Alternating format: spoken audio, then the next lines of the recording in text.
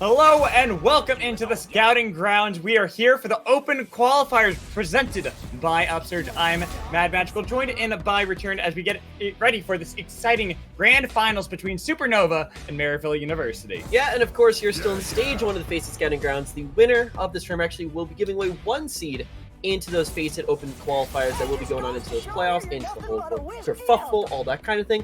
But these are two teams that we've seen quite a bit. Oh yeah, these two teams have been dominant all throughout the Face It Scouting Grounds qualifiers. We have seen a lot of them, and we know how powerful they both have been, and the competition honestly having a difficult time stacking up against them.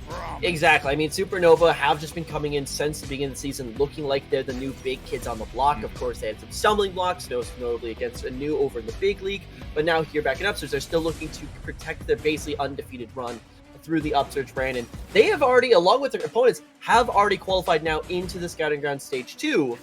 So this is really just going to be for the prize money. They want that prize money, money. Guys, we are getting into the champion select, and you might have noticed it's already going pretty fast through it all because we've already had this done on Pro Draft. But we can talk about a lot of what we're seeing, especially the Tristana top lane coming in from Pike Lord, going against hybrids on Shen. This should be a very interesting match because you don't see too much Shen anymore, but it actually can do really well into Tristana with the fact that you can dodge away from a lot of the auto attacks. Yeah, and this was actually a counter pick. So this was directly to set the matchup up, and you've been seeing Tristana coming up into top lane just for that push, but that's where Shen can come in. Not only does he have the beefiness to absorb quite a bit of it, he's got the shield, but he also has the dodge field, where if you get a bomb stacked on you, they're just trying to push the wave in and getting through even further. You can now deny that you have tools in the lane phase. You're not going to hard smash Tristana, but with a little bit of jungle assistance, especially with that elongated range on the taunt, you can find ways to shut her down.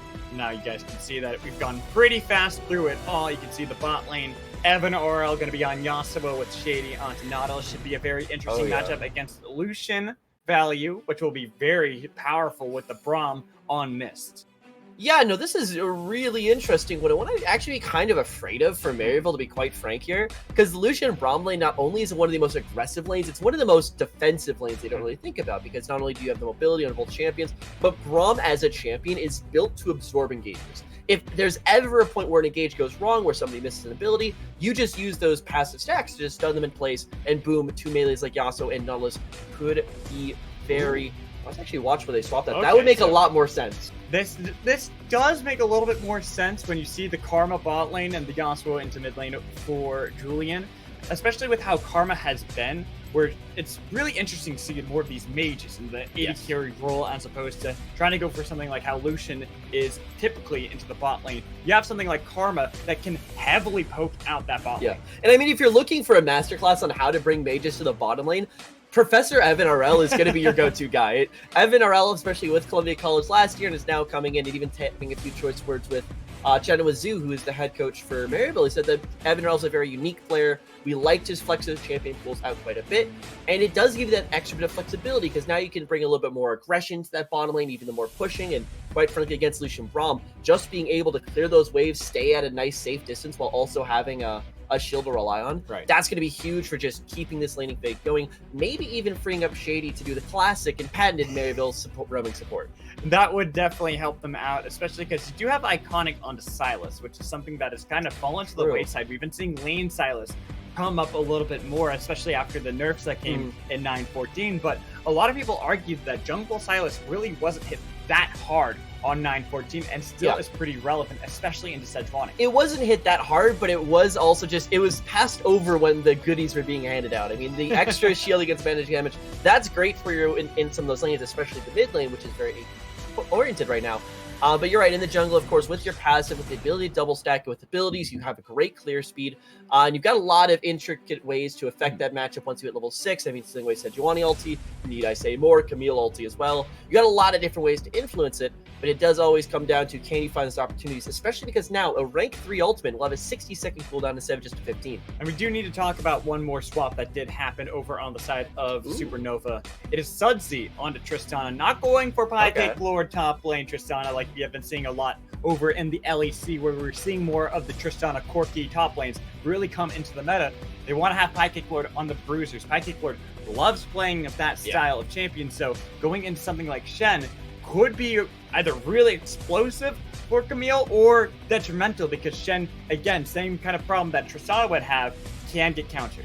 Yeah, it is definitely a matchup you have to keep your eye on, and with good discipline, I think that Camille definitely can just look to play that scaling game, and that's what Camille does her best. But keep in mind, this is a Camille Sejuani. This is what we've been talking about for like the past 3-4 patches. It's the Sejuani combinations with those melee assassins or melee fighters. Camille probably the pinnacle of them, maybe like jostling for that with Aurelia, but does have a lot of options now to get these lanes started. But that's actually what I see a lot of out of these lanes for Supernova, more so to the top lane as well. These are lanes that can go well, but they need that push. You need that Sejuani gank that comes along and starts to negate out Shen's top.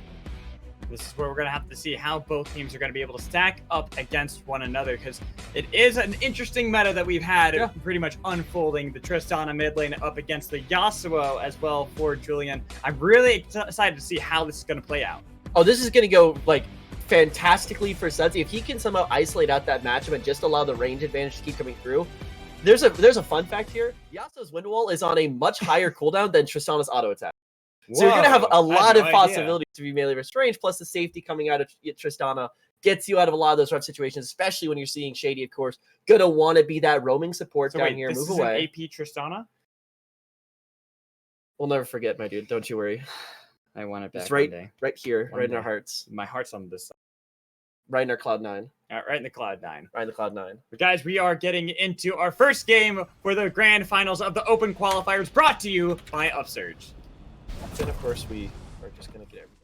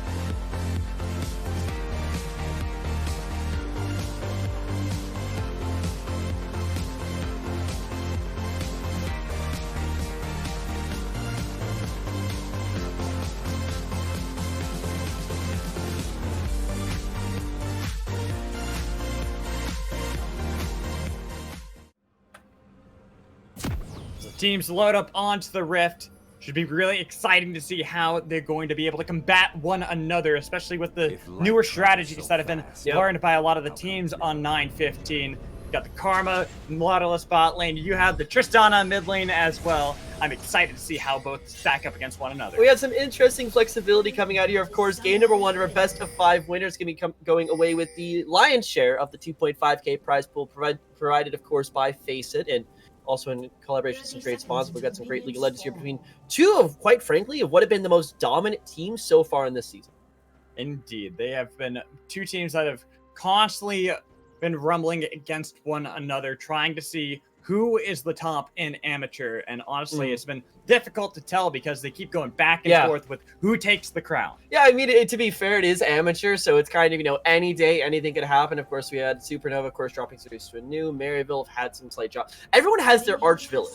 Exactly. Supernova was a new so far. Maryville was Team Front, who have taken them the distance, but not quite toppled them yet. So both these teams definitely still deserve to be here. But actually, a really interesting note, and we're talking about the strength of these teams I really want to hit on, is that Maryville. What's the first player you think of when you think of Maryville? You think of Niles, and Niles ain't here. Niles is not. Hybrids instead in the top lane could also speak volumes as to why they're playing the Shen top lane as opposed to going for the more carry-oriented style that they do love to have on that top half of the map. Yeah, and I'm going to be frank, I don't think that the Shen really is a Niles style champ. Well, like, I could be a lot of things. My name's Jeff, but I could be Jeff. You don't know. We could be anything you want to. Kids out there, you could be anything you want to be if you just put your mind to it. And right now, I'm putting my mind to, I think what's going to be happening in this early game. Both junglers starting on opposite sides, but I actually want to touch back the hybrids. because this is part of the Maryville 10-man roster.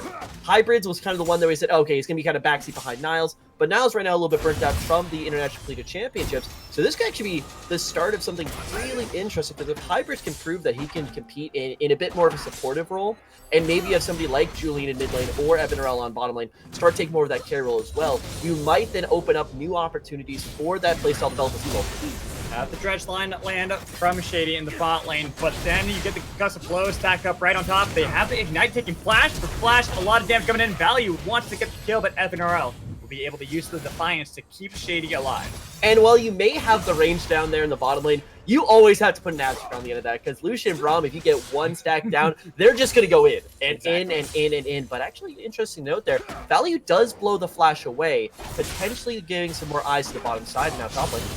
Taunt lands from Hybrids, but a level down in experience to Pykic Lord, so the hook shot's going to be able to get the stun back on Hybrids. A lot of damage coming in from the Camille and the Shen, but back and forth in the mid lane as well, with the ignite coming in from Sudsy, taking down Julian. So close to going, but that passive shield to keep Yasuo alive barely holds on. Yeah, that was just by the skin of his teeth right there that Julian's able to get out of the fight in the mid lane, and this is just showing you the domination that is Tristan. Look at the CS difference. Exactly. It's 22-5, and this is why Tristan is a terror, and I'm going to be pretty certain he's going to get banned out the rest of the season. I would be surprised if we didn't see that, especially with how a lot of people have been talking about how usually in the past Tristana was something that wasn't very powerful in the lane phase, something that wanted to kind of scale up, but now a lot of people have figured out, hey, use the explosive charges with the rocket jump to be able to get those stacks up really quickly, to get the burst damage onto someone like Yasuo in the mid lane, and make sure that you're punishing him heavily with the range matchup. Yeah, and it was kind of like, especially the top lane, because that's where Tristana started to phase into solo lanes, but now it's spread, of course. It's in the mid lane. Right. It's gone around. But it was the idea that we're swapping away from things like the super aggro of Aatrox, he's still around, but he's no longer just beating you out from level 1, it's more of a scaling, so you have the ability to play melee range into melee. Other range champions got nerfed somewhat all of the days, and just the ability just to hold pressure, and I don't know exactly what's happening. More skirmishing in the top lane coming in from both Hybrids and Pykic Lord. Hybrids definitely wanting to duel as often as possible into Camille, because at these early stages of the game, Shen has better base damages than that of Camille, so you might as well go for it. We saw that there was a level difference between the two top laners, yet Hybrids was still able to come out better in that trade. Yeah, and now, especially with this giant wave behind him, he's going to have a lot of control over this lane, but it is interesting to see what kind of counterplay possibilities there are in this top lane, because Pykic Lord, he's got damage. He's got the engage, he's got the hook shot coming on in, and his back with that, he might be putting to good use with Fnatic coming on up. See Fnatic nearby, using the Shadow Dash to try to go in. Hook shot gonna be flashed away by Hybrid, so blowing flash does allow Fnatic a new avenue to be able to look for later on. And that's exactly what you want as a jungler, because at this stage in the game with the Sejuani, you're not looking for your first gang to go ahead and get you a kill. You're looking for it to get something like that, like the flash away in Hybrids. Very aggressive. Here's Iconic. Shadow Dash onto Pykic Lord. Iconic was a little bit too late to the party, so not going to be able to find too much damage, nor to try to get a Reciprocal in the Summoners blown in that top lane. Julian in mid lane. This is just bullying at this point. That's a lot of damage. That's a lot of damage. So, combine, you want to know something fun with the explosive charge? You can't wind wall it once it's on your head. Oh, no. just imagine wind walling directly above himself. But you can wind wall it coming to you. So when it comes towards you, you can actually make it so that you can wind wall that while it's in midair. Yeah, you can, but that's the thing, is that, sure, if you deny that away, the wind wall goes down, Sudsy's still probably just going to walk up and actually jumping in. Sudsy tries to go underneath the turret, the Ignite's there, but the damage is huge out of Sudsy. Had Ignite, did not use it. I think it just came off of cooldown when he went for that jump in. Was able to get a lot of damage onto Julian, but now Iconic in the mid lane. No mana for Sudsy. Rocket jumps away, be able to get out of dodge, but now bot lane. Mist and Value looking for the fight into Shady. Pulls back Mist. We're going to be able to get the root as well. They have the stun with the concussive blows onto Shady, but nobody going to be able to follow up for any more kills. No, and this is just the bottom lane being won out by the side of Supernova. Right. You have Lucian and Braum. You have the strongest bot lane duo. Argued. Actually, hold on. These junglers. Iconic's here as well. Going to be able to get the gone on to Fnatic as the bot lane having a fight. But look at the Stand United onto Shady. Getting the taunt at max range on to Value as well. Gonna get first blood for Evan RL with a kill on a miss to follow shortly after. And it looks like the Cerebral play coming in from the Sense Room. They knew they had the stronger bot lane duo. They knew that they had the power in that region, but Shen breaks that region. Exactly. That is why this champion is so powerful whenever he can come back into it, because not only does he not have to blow the TP to make plays like that, but he can just respond almost instantaneously, of course, with the Stand United. And if realistically, if Maryville just keep abusing that, it doesn't matter what happens in the top lane matchup, because eventually you're just going to outscale them on other portions of the map. Hybrid is able to TP back into the top lane. Pancake Lord never using that ability to get towards the fight nor get back to lane. Will have a bit of an advantage over Hybrids, but now Hybrids having gotten 2 assists in the bot lane and still not falling that far behind in CS either. It's going to be crucial for the side of Maryville to be able to play around. Yeah, they're going to have to keep an eye on it as it develops, and it's still going to be interesting to see what Fnatic has to say about it, because we've seen him come on before. And if you can start once again breaking those matchups like we're talking about, you can start tilting this game more and more in favor. Like, once you grab especially on top of the Bomby Cinder, you're able to push these waves in pretty effectively before Pancake Lord really has too many items built up, and that just gives you more room to either find the next TP play, find the next Stand United. Trying to fight against Sudsy. Use the last breath with Shady flashing forward, not connecting the dredge line, but they got the auto attack to get the root on Sudsy. He already is taken away from the ignite. The kill for Shady gonna help out the side of Maryville even more in that mid lane. And that's one of the things that Tristana is always so well known for. It's her safety, it's the ability to rocket jump away, but it's the Maryville roaming support classic. I mean, leave Evan all down here. He doesn't need, since he's already down. You're not going to make up that 20 CS differential at this point. Just keep finding him in. This is something we had talked about before as well, with the mages and bot lane allowing those rotating support. Yeah, it's playing the map as much as they can, and now add on top of Shady having the Moby Boots, being able to roam around to the Shen, and you basically have a 3-man unit whenever you want, especially on the back of Iconic. So that's that kind of guerrilla tactics that you're going to be looking for Maryville to really break open some of these advantages, because they don't have necessarily that long, because they do not scale well. Bot lane having another fight, going back and forth. Gus Close not going to be able to get the stack on Evan RL. He was able to flash away with Miss taken pretty low from the side of Maryville, trying to make sure they keep value alive, but Fnatic is on the flank. They could look for the dive with the Glacial Prison right onto Evan RL, and followed up beautifully by Fnatic and Value. In top lane. Top lane, a little bit of skirmishing going back and forth between the two. Nothing that we haven't seen before. The dredge line connecting every single time from Shady. Maybe didn't want to follow that one up. You still have a disadvantage. They could look for the dive if they really wanted to. They get a little bit of damage onto Iconic, who's trying to get onto Value, but he's so low, burning away. Picks up the kill onto Value, trying to turn that around. Double kill coming in from Iconic as well into the bot lane. Picking up these kills are going to be huge for the side of Maryville to continue their snowball. Yeah, they're going to be very, very happy that you didn't have to blow with the Stand United from top lane, so you still have that tool on the map, and you just put down Value and Mist on the bottom side. So starting to gate out some of those leads, prevent Value from taking that bot lane bench and breaking it open to just a game-ending teamfight advantage. And that's just going to keep the ball in Maryville's court to make these kind of plays down and down on them. Picking up Mount Dragon as well off the back of that play into the bot lane. Going to make it so that they can continue this domination and hopefully make it so that Sudsy won't eventually take over this game. We can still see, despite having died earlier to that gank coming in from Shady, still having a sizable lead over Julian. Yeah, and that's the nice thing to having the Tristana somewhere else on the map. You have a backup AD carry. If something were to happen, if your warranty were voided on the first one, you just grab the other one, and that's something that Tristana certainly has been scaling. So you're going to see the Blade Lure team build, so not as effective in team fights off the bat as if you would have the Infinity Edge build, less raw damage, but it's still going to give you a little bit earlier spike. But good into something like a Shen and Nautilus. True. Yeah, I mean, when you're just trying to kill off HP, get an item that does % HP, or gives % HP magic damage.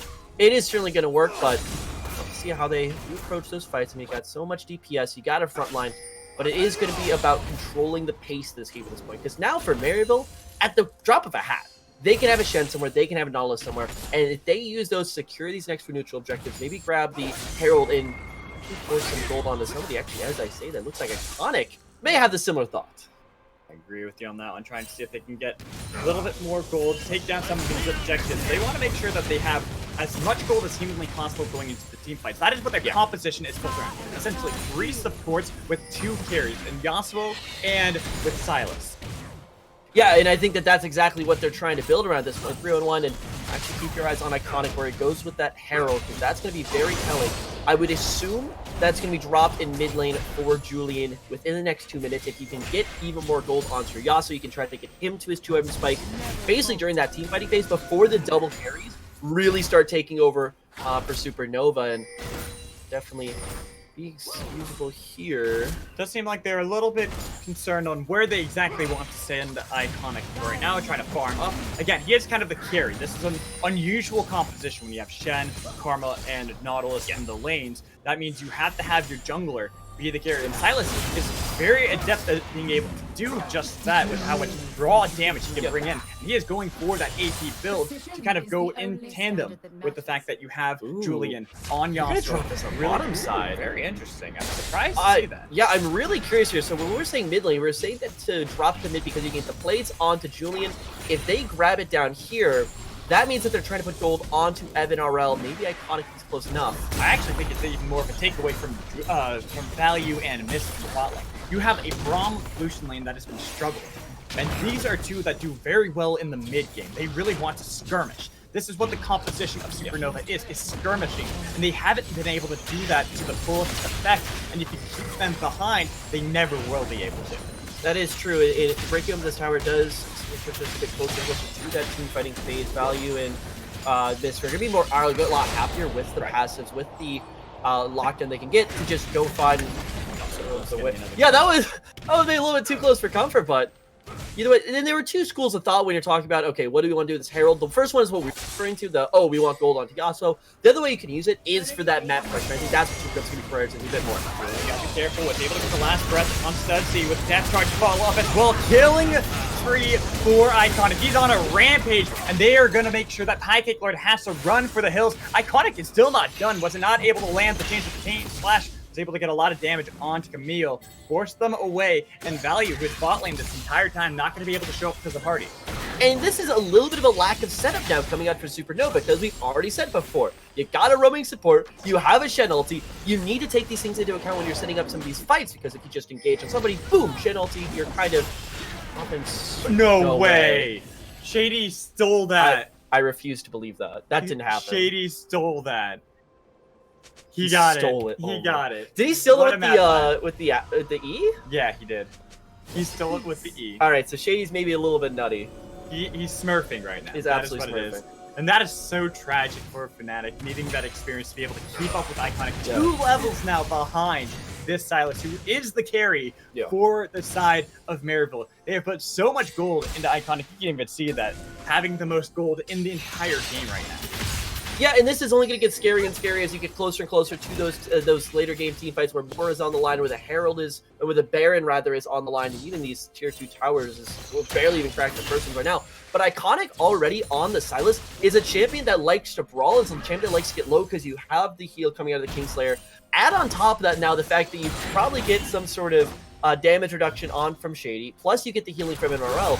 This is a Silas that physically just will never die. Hybrids and Piekick Lord skirmishing a little bit more in the bot lane is Piekick Lord's like, I can fight, I want to rumble against Hybrids, and it's never really working out because it's a Shen. Shen's just like, okay, cool. I'm not going to fight, I'm just going to go farm. Okay. And actually, as we see here with this movement, you can kind of see the reactive nature of Maryville. It's been working well for them so far, but this is where things could start to get undone. Because they were just waiting somewhere on the top side of the map. Okay, maybe they're going to make play to Evan Arala, we'll go ahead and assist.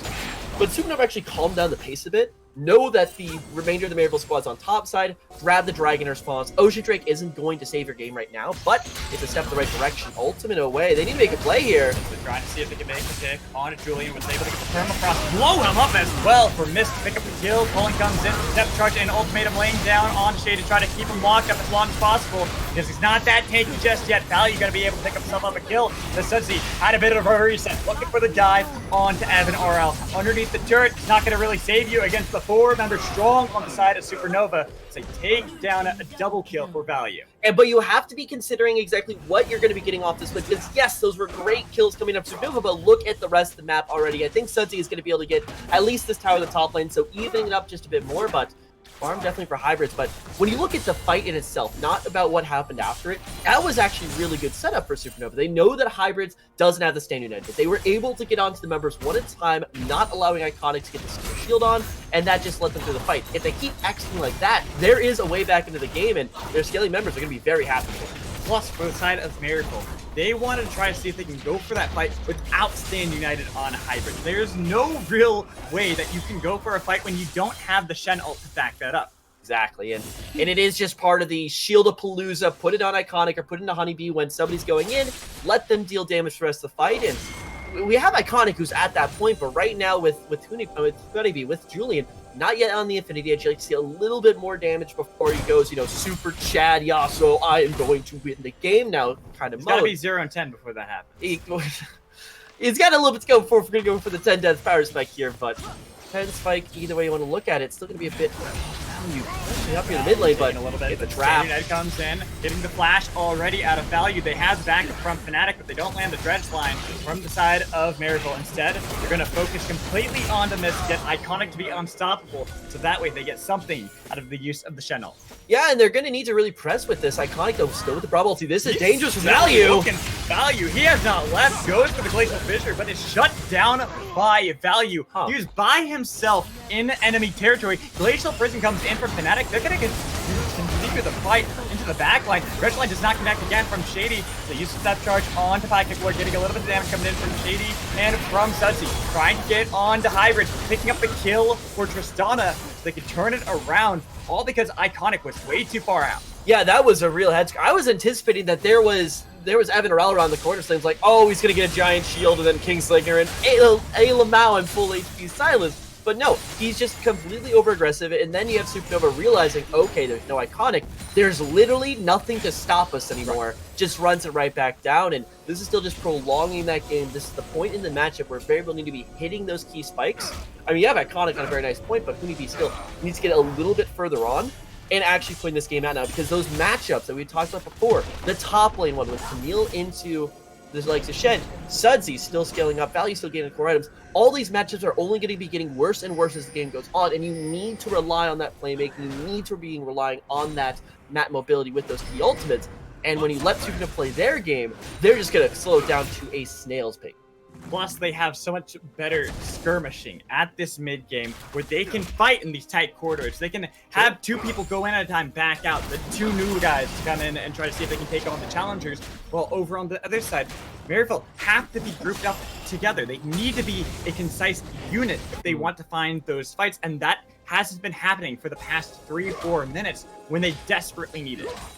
Yeah, that's precisely what's been going on. And honestly, I do feel the hybrid strength for these ults maybe a little bit early. Like, I'm thinking of that last fight when you had the 4v2 collapse coming through from Maryville and you threw the ultimate. Because hybrid has to realize at this point that that ultimate is Maryville right now. Exactly. Because you need somebody to just answer to Camille. If you don't answer that, towers are gone. Pyke's going to be very happy. And even actually, I didn't even notice, you do still have the Kleptomancy coming through, but if you don't have some sort of flip pressure, you can't dictate where the game's going to be played. All you can dictate is one objective, and then the rest of the map is kind of free reign.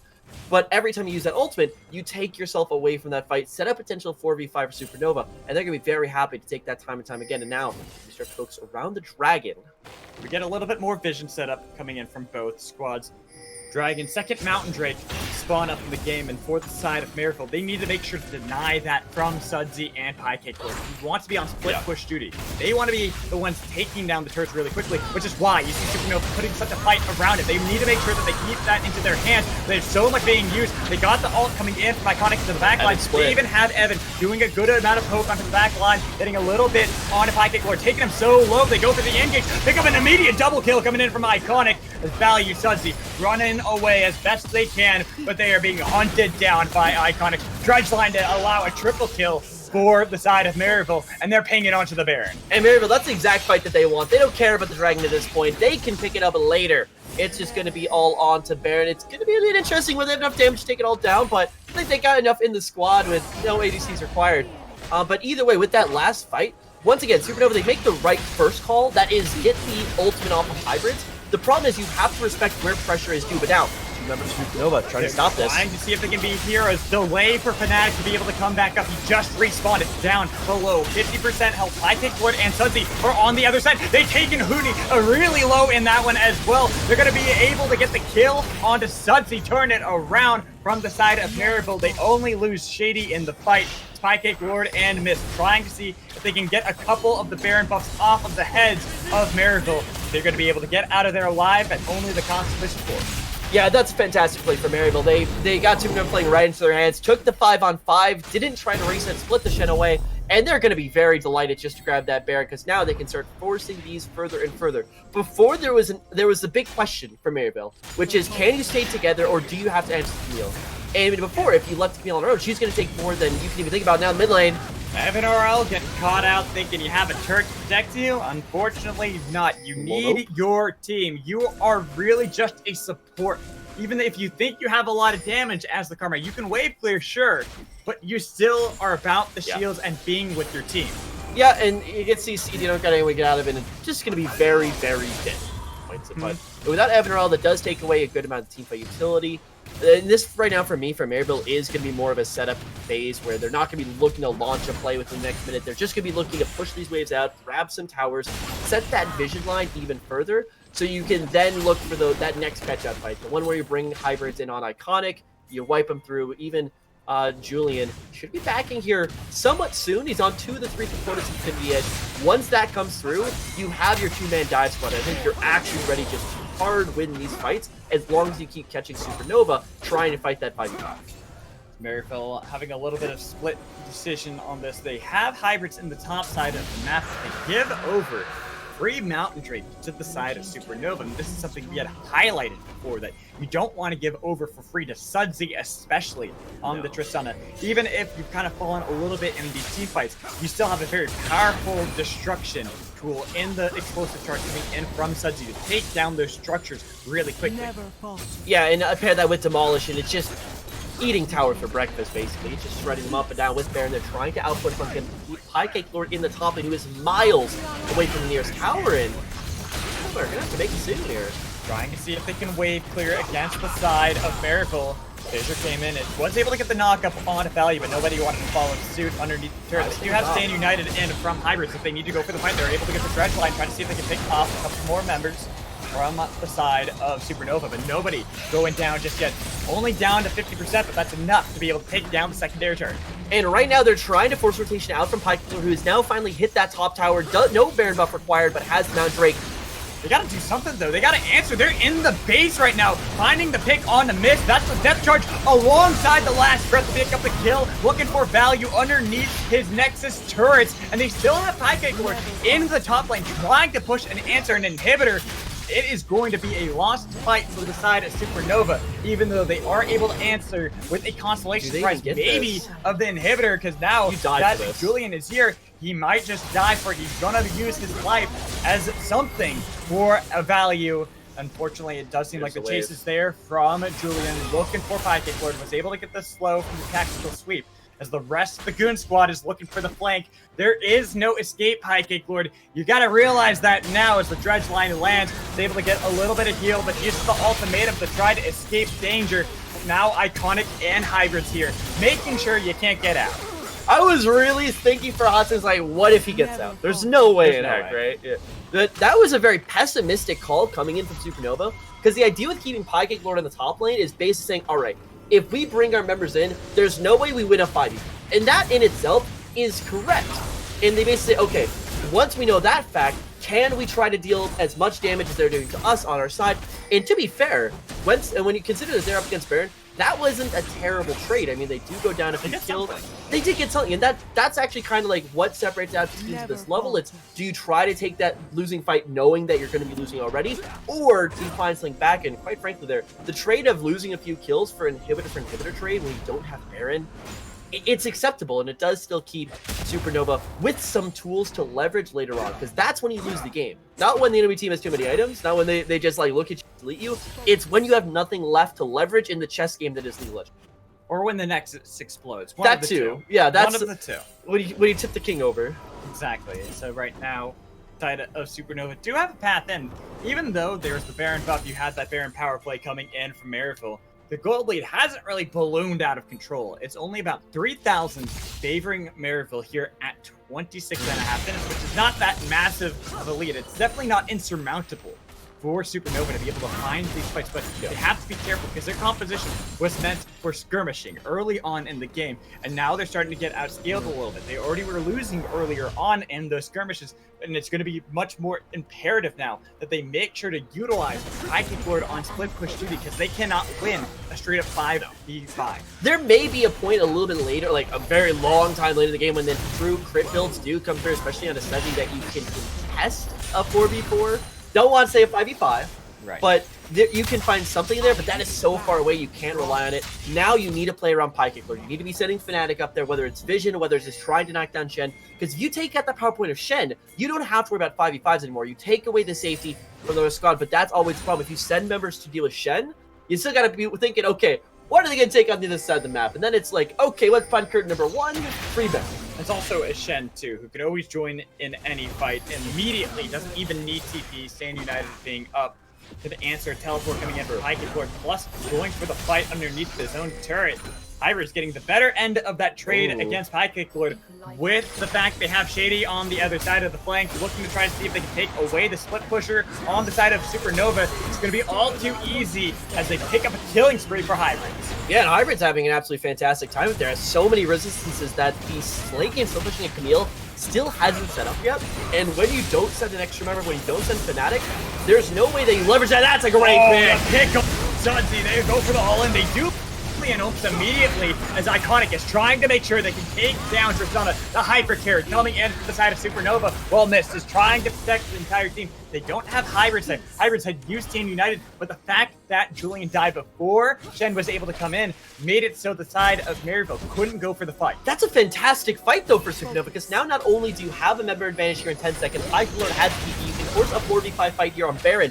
Hybrids has nothing to respond with, and look at the top lane. It's been pushed up. It's collapsing. You'll be on to next very shortly. This is the ideal situation for Supernova, and they gotta take this fight. Attempted hit on Fnatic and Sudsy on the other side, but he's making sure to keep away. High Kick Lord into the backline, doing a lot of damage to Evan RL. Flash away. Iconic is almost taken down as well. Has to go golden to make sure they can get the kill on the High Kick Lord, as everyone else is turning his head onto the carries, taking down Lucian, looking for Fnatic as well as Sudsy. They're all gone. Only Mist is the last surviving member of Supernova. And it's gonna be the clean ace coming in from Maryville. And that could potentially be the end of the game. There is no inhibitor up in the mid lane. It is 30 seconds away from the next member coming on up, and they have a Mount Drake to their name, so we'll have to keep our eyes on the clock. I think push this in that should be game 1. Look at the death timers. They still got 20 seconds until anyone spawns back up from Supernova. They got the minions already primed and ready. It's going to be that inhibitor respawning right as they get onto the next turret. That might delay it long enough. I don't think they noticed. noticed. Down to 1. They are going onto it right now. They start noticing that they will have to deal with that objective right there to make sure they can get the win. That is going to give time for Supernova now to come up. They won't lose the game on the troll, and I can't think of a more North American amateur thing to say in the world, but mid lane inhibitor does go ahead, save Supernova's skin, but that was such a fantastic situation that Supernova found themselves in, but it was such a poor execution that they couldn't find anything, because at that point, you don't really need to fight. I mean, you can look for it to hold the pressure, try to keep them there, but as long as you are doing anything, you have the top lane shoving with multiple. What's up? The Hail Mary play. I think that's what's going to happen right now. Supernova are going for the Hail Mary. They're trying to get a pick on the Hybrids, taking down the Shen, the one with the shield to keep the front line alive when they go into the back line for Julian and Iconic. Without Shen to be that meat shield, Supernova now have the pick they need to try to see if they can start up the tango around Baron. Quite frankly, when you don't have the TP, I don't know if that's the most valuable member to take on down. You'd rather go in for Iconic, but in this, beggars can't be choosers. Exactly. But this is still very potentially a fight that I don't say Maryville loses. Well, let's see if they do, because they try to go for the engage. They already have lost the Baron. They get a little bit of damage going into the back line. Onto Val, you had to flash over alongside High Kick Lord and Fnatic, but it's all followed up by Iconic and by Julian. They're making sure they can run them down, even though they do have 2 members alive. And High Kick Lord jumps onto Julian as well, trying to get rid of the Guardian's Angel, but the true carry. It's Iconic with the damage going into the backline onto Value. Slapping the chains around. Shutdown comes in from High Kick Lord. Iconic goes golden, barely able to survive is Value. Iconic might want to look for the dive over the wall. Value is holding on for dear life, but look at the base. It's been falling apart. The Hybrids and Evan RL with Shady alongside them, trying to take down the Nexus, as Pancake Lord was able to take down Shady.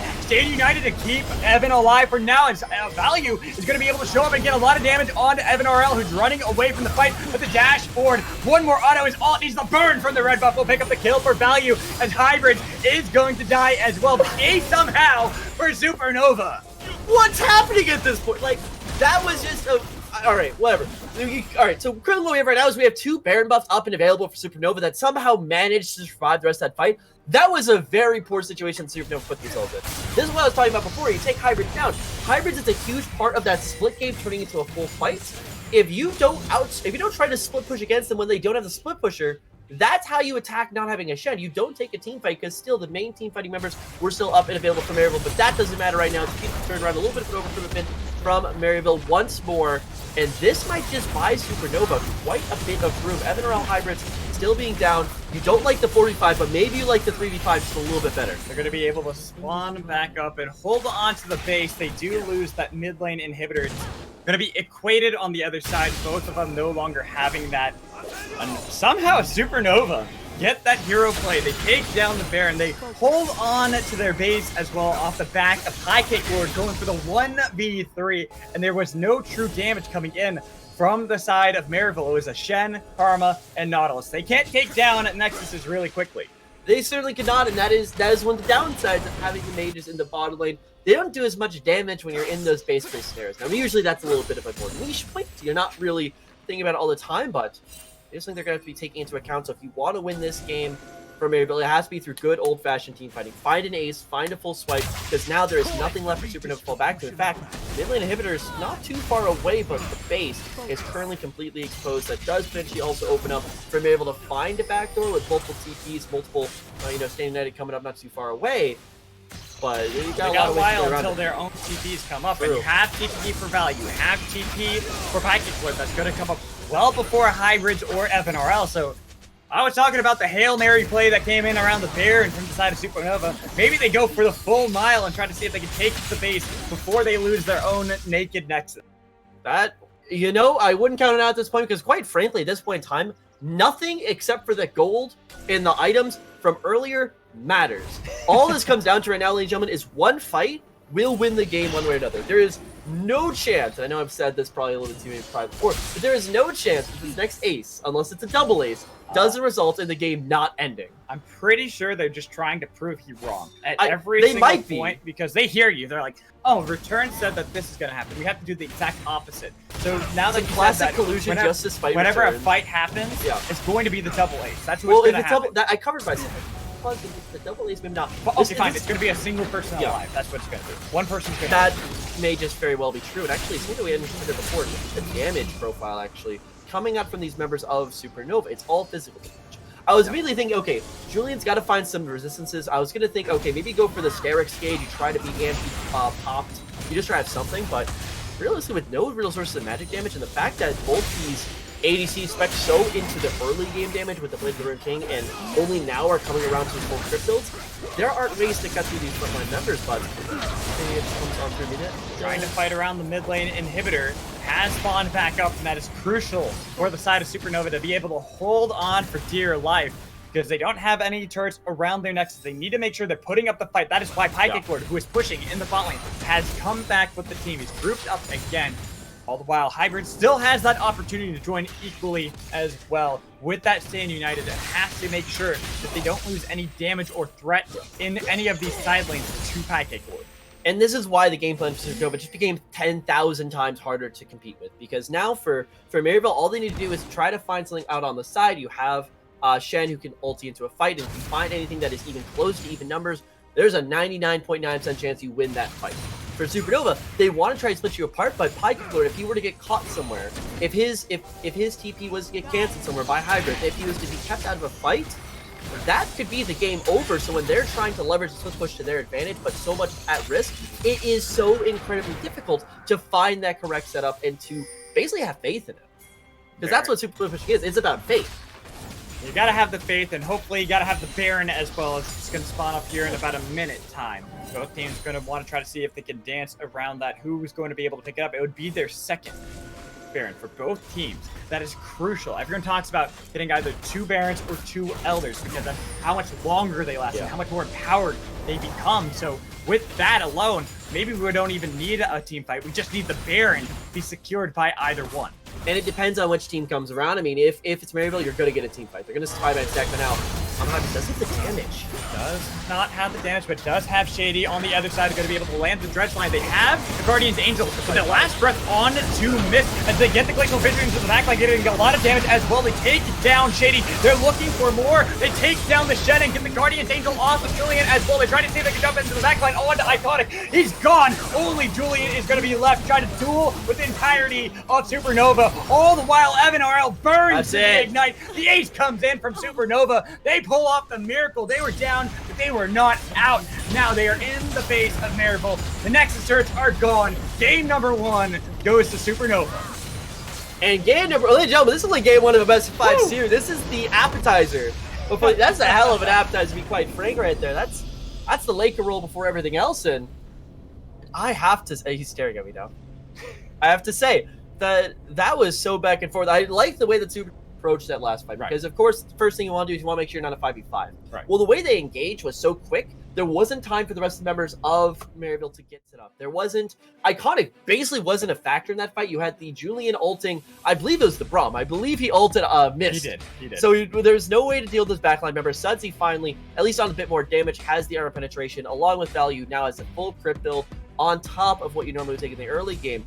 And that was just some late game fighting in Maryville. So many times throughout the game were just that close to ending it all. They were, and we get to take a look at the damage graphs, and we get to see that it was actually Value doing the most damage in those fights. And I did not think that was going to be the case, especially with that early game going so devastatingly wrong for the bot lane of Lucian Braum. I could see it, mostly because that he was actually the first one to get the crit build done. So when you want just early laning dominance or skirmish dominance, Blade of the Ruined King is going to be good for you. It's a bit cheaper, gives you some utility, and it just lets you fight those out sooner.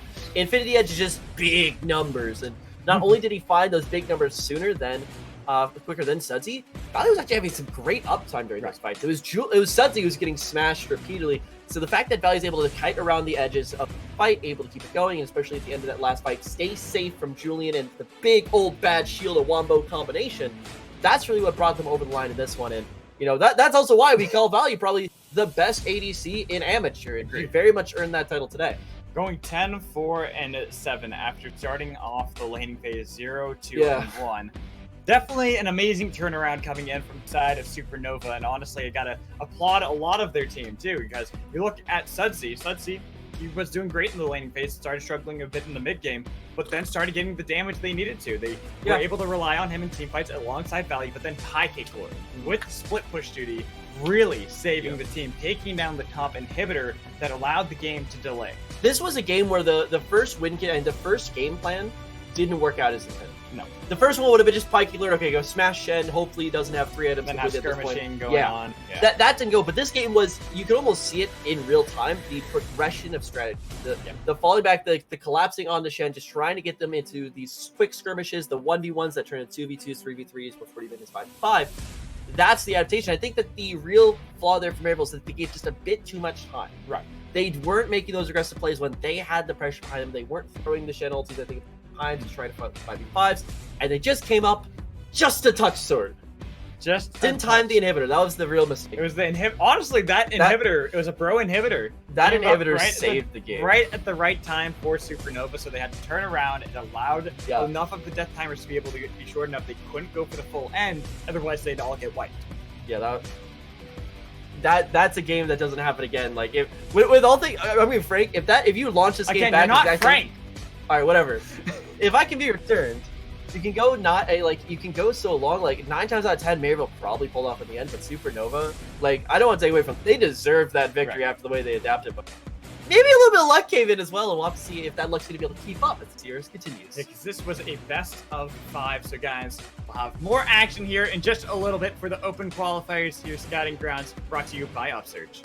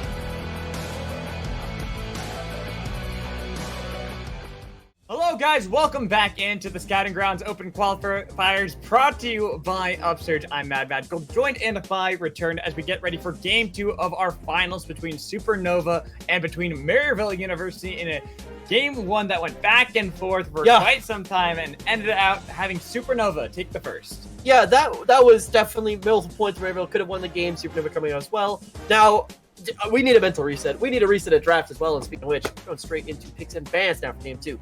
Let's get it right into it. And you can see that we already had a lot go really quickly. I'm surprised how fast they went. They went Olaf, Tristana, and Aurelia from Maryville University, not even wanting to deal with that coming in again from Sudsy. And this time, they get Corky as a first lock-in. And we talked about how you have that Corky, Tristana, where you can put them mid, you can put them top. Yep. It allows them to be able to do that now for Maryville. Yeah, Corky has been more of the response to Tristana and more than anything else. You have the safety, you have the range, and it's why you saw Corky as you're in the meta before. It's because you can just sit back, and I do actually want to note there, as Corky gets locked in, Kiana is still on the board, matches up very favorably in top lane and mid lane, so I'm curious to see if Supernova are going to be willing to play that flex around. But in the meantime, we'll see. Let's move around. Sejuani and Aatrox are picked by Supernova. Aatrox is considered a really good matchup into the Corky. Yes. We're kind of alluding to this when me and Return were talking off screen. We were talking about how you have this trifecta in the top lane. Tristana, it beats the Trinity Force. Yeah, Trinity Force. Exactly. It beats out Aatrox. Aatrox beats out Corky, and Corky beats out Tristana. So you have all these tools that kind of work against one another, and Supernova decided to go for the counter into Corky. Tristana gives you the ranged aggression, the Aatrox gives you the kill pressure, and then Corky gives you the safety. Kill pressure usually beats out safety if you're able to execute it right, and of course it can be a skill matchup, but interesting that you've been seeing this as a response to Sejuani, because with Sejuani in the early game, nothing really to write home about in your evasion ability. It's going to be very interesting to see what the lanes can support it, but Karthus just scaling in the jungle, you do damage, and that's sometimes just what you need. Sometimes you need that, especially when you have lanes that are just meant to push. I like how we're going back to like season 1 and 2 meta. Just get as many gets as many like full map ultimates as possible. Full map ultimates as well as just wave clear for days. Yeah, that's worked well. Just all the lanes so far. We have Azir, we have Sivir, Corky. They sprinkle just want to wave clear. That's it. You take a pinch of season 1, 2. You sprinkle in a little bit of the Moscow fun. Boom! You have what's going to be our matchup. So wait, we're going to have Time Lord Genja? Sprinkle. Top War. Sprinkle. Top Warwick. All right, well. AP Wizard Lizard. Well, I don't know if we're going to get that ambitious right here. Especially as we do see the Azorki locked in already. That's a go-to matchup, and it's just safety. Azorki. Or is it could still be Corky top. It could be. You're just assuming that Corky is going mid lane. You can't just do that to him. Well, I immediately think about what happened to Corky. Do you want to put him against Trunks or do you want to put him against an Azir? And my initial thought, you're not wrong. Oh, well, when you have a Sivir, that's also an interesting choice. Yes, Sivir, jungle. We're putting him in the jungle. Jungle Sivir. All right. Getting into actual real points, so we have the Alistar locked in. The pawn going to be the answer coming in from Maryville. That's an interesting thing. So they're trying to see if they can play really aggressively into that Alistar. But it's for me, whenever I see those two paired up against one another in the bot lane, it is the skill matchup. Who gets level 2 first? But remember, this ain't just any ordinary support player. This is a Maryville University certified support player.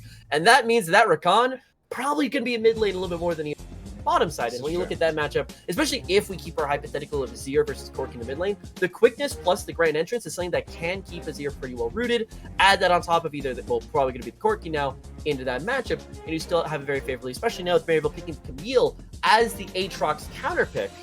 You're able to outscale, you're able to stay alive in that laning phase, and for Supernova here, it feels like you've kind of picked yourself into a corner. Right, that's what I was just about to say, with the Kai'Sa locked into the bot lane, into a Sivir Rakan lane. That also is interesting. Right. Okay, so let's break that. I think you're just as confused as I am. We see these two champions, we're kind of like, okay. Yes.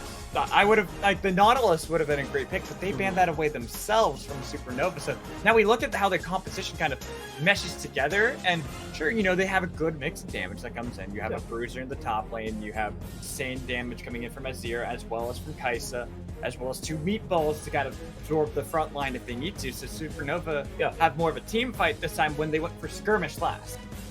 Yeah, it's going to be a bit of a change, and I think to really see where the strengths come around, I think we have to really hit on it lane by lane. I mean, I think that the beginning of that draft, you have the 8 through that is more so just because you see the Corki, and then the way that they flex around those lanes. Now, I understand it definitely when we're back for Corki's going to be made because top lane, especially with Tristana banned away. Corki jungle. Picking the Aatrox immediately.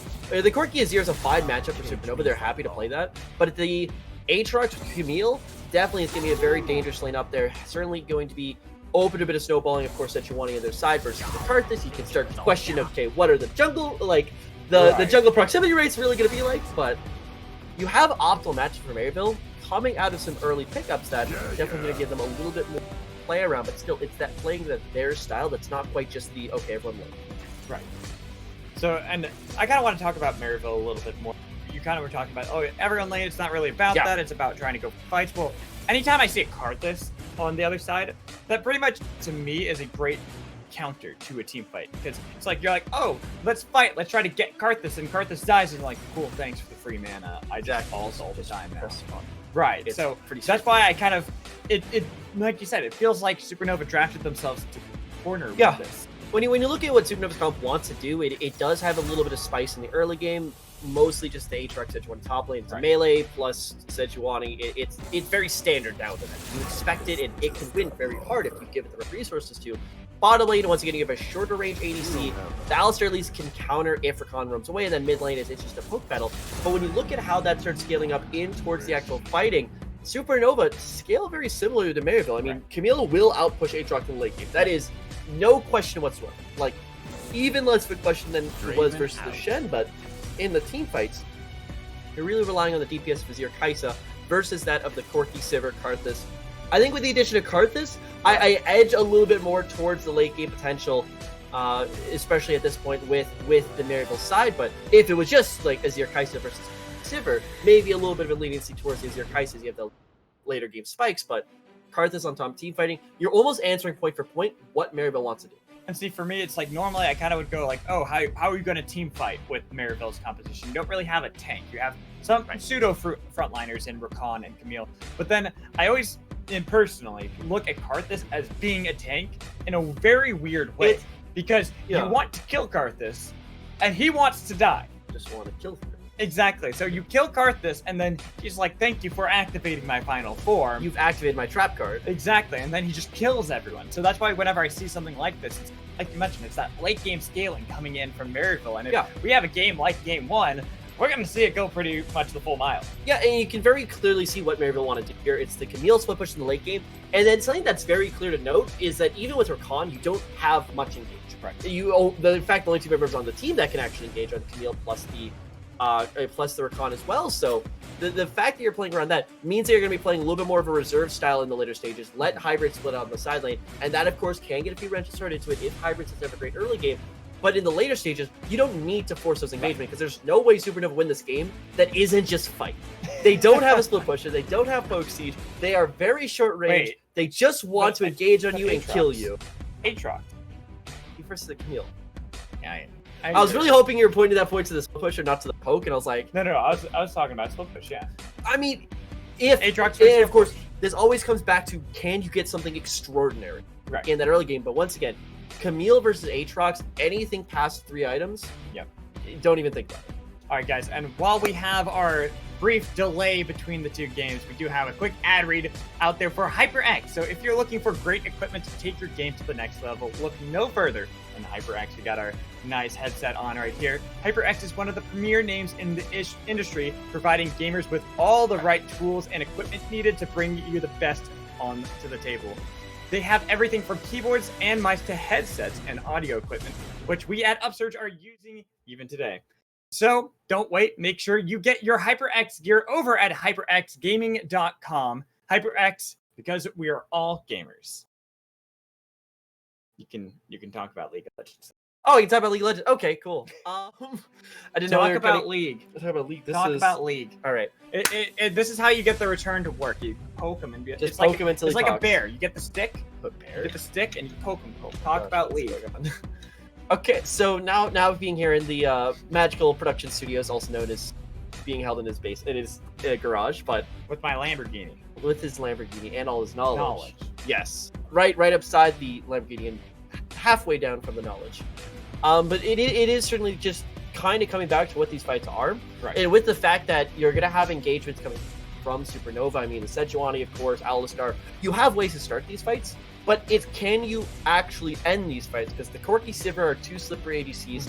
Maybe a swap if you went with the Xayah instead of the Sivir would be even safer, but still the wave clear out of Sivir is kind of exactly why you go for the pick. And it's also the Sivir into Kai'Sa as opposed to Xayah into Kai'Sa, which Kai'Sa actually can win it. And then on top of all that, you have Karthus, who's dangling over everyone like, oh, he's like that cat toy that Julian's holding from the back, like, yeah, you want to come fight us? Here, take this Karthus and see what happens. I more feel like it's just like the Lord that like sits high above everyone on the castle and just like, yes, my minions fight.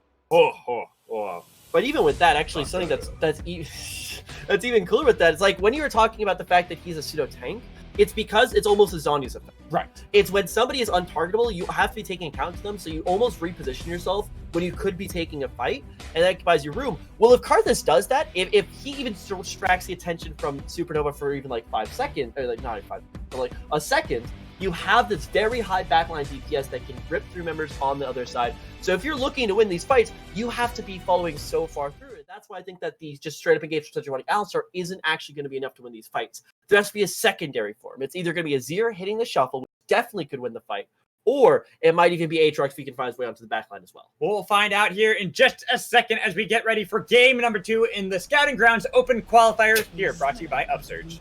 Yeah, and it looks like we're a little bit paused. So.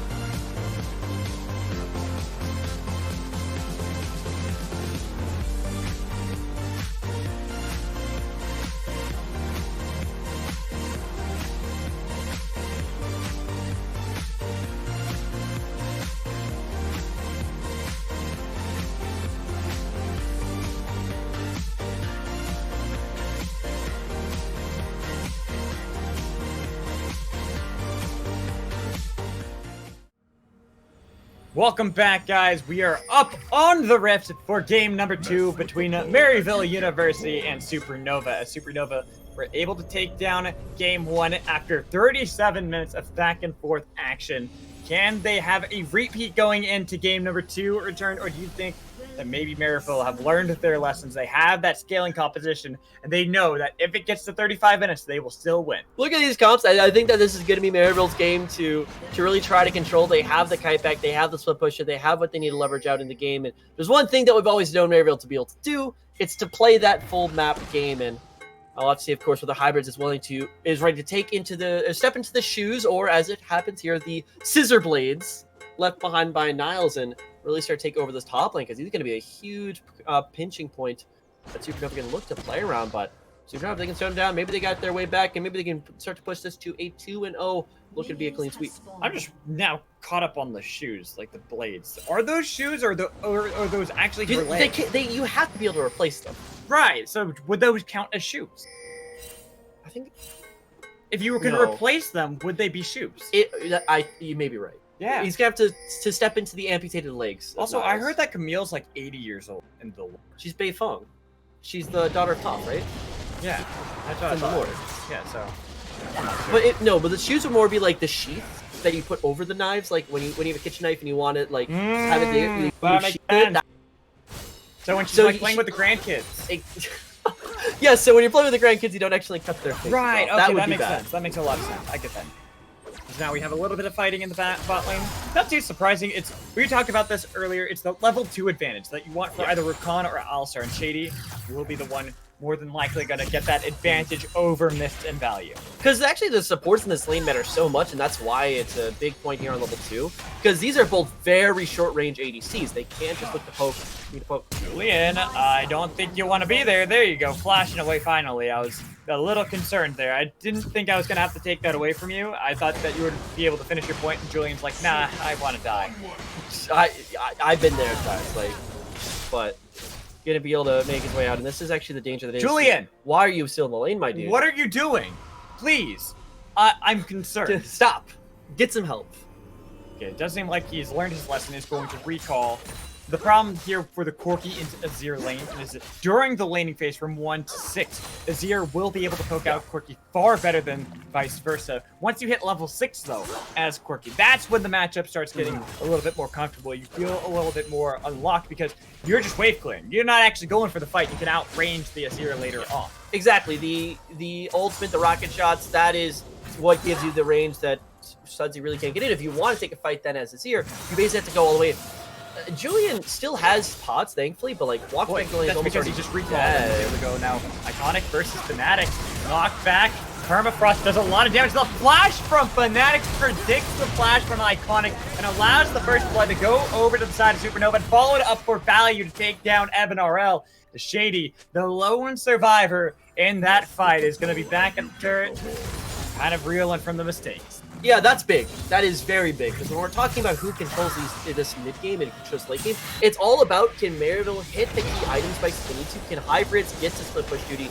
Can Hoonibee and Evan RL be ready to take these fights on items? And if you just keep forcing it early, there's no time to eventually hit the kite back fight. This engagement is looking very good up until the point at which these 3 members are online and ready to respond. Now, every time I see an engage like that where the AD carry dies early on and they have to recall forcibly to come back with a call, I always feel bad for the bot lane. F and RL, feeling the struggles now. The Sivir into Kai'Sa should be the way of Sivir almost every single time, but not having that power anymore is going to have to be very careful. As I know you're all excited about Sudsy getting that blue buff gifted by Fnatic, who was able to get the invade into Iconic early on. Well, not in quote-unquote invade. I think it killed him. To be able to take away the That's blue the buff. worst kind of invasion there. It's your personal space, and it's your personal being alive for this.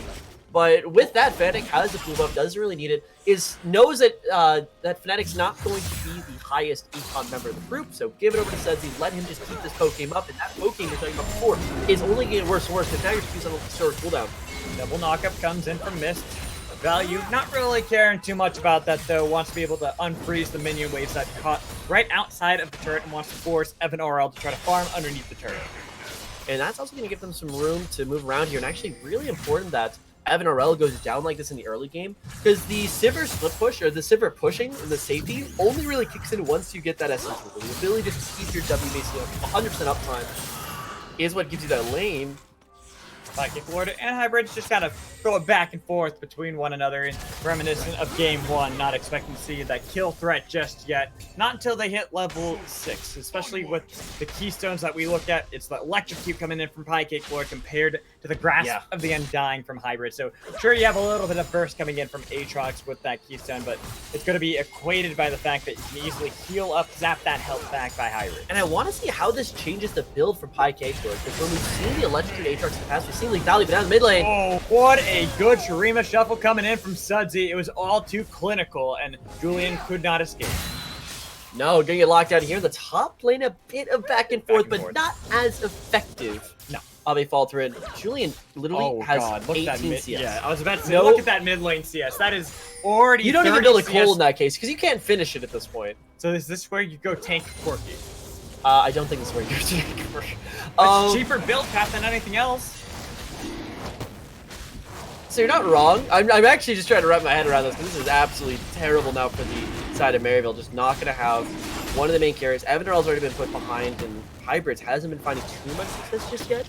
Is a little bit concerning, but actually you want to keep our attention towards the top side, because we know these guys are just getting stuck. Like right now, Evan RL very far, or actually coming back to the head, but still has a while to go. Mid lane is getting very stopped. I actually want to keep an eye on this build here from Aatrox. If that could go into a little bit of lethality, maybe not enough time. Well, I wanted to ask you why you want to focus on the top lane, because we just saw Infernal Dragon taken by the side of Supernova, which should help out Pycake Lord on that top half of the map, because having to electrocute a little bit more damage into these duels might really impact it. And damage is going to be the name of the game, because there are two sorts of builds you can go with the Aatrox. It is whether you can go for the Black Cleaver, which I think is what you're building towards right now, and it's more for long-term fights where you get the stack and you have a little more survivability. But when you have the electrocute, there is also the lethality build. It is cheaper, it is punchier, and especially against hybrids who is not really going to be building too many defenses, just going to be trying to take these long fights, you end them sooner. And actually, Pycake Lord going for a kind of a split here is a little bit downwards for me. I'd rather see him go straight into lethality, straight into taking off hybrids, all that kind of stuff.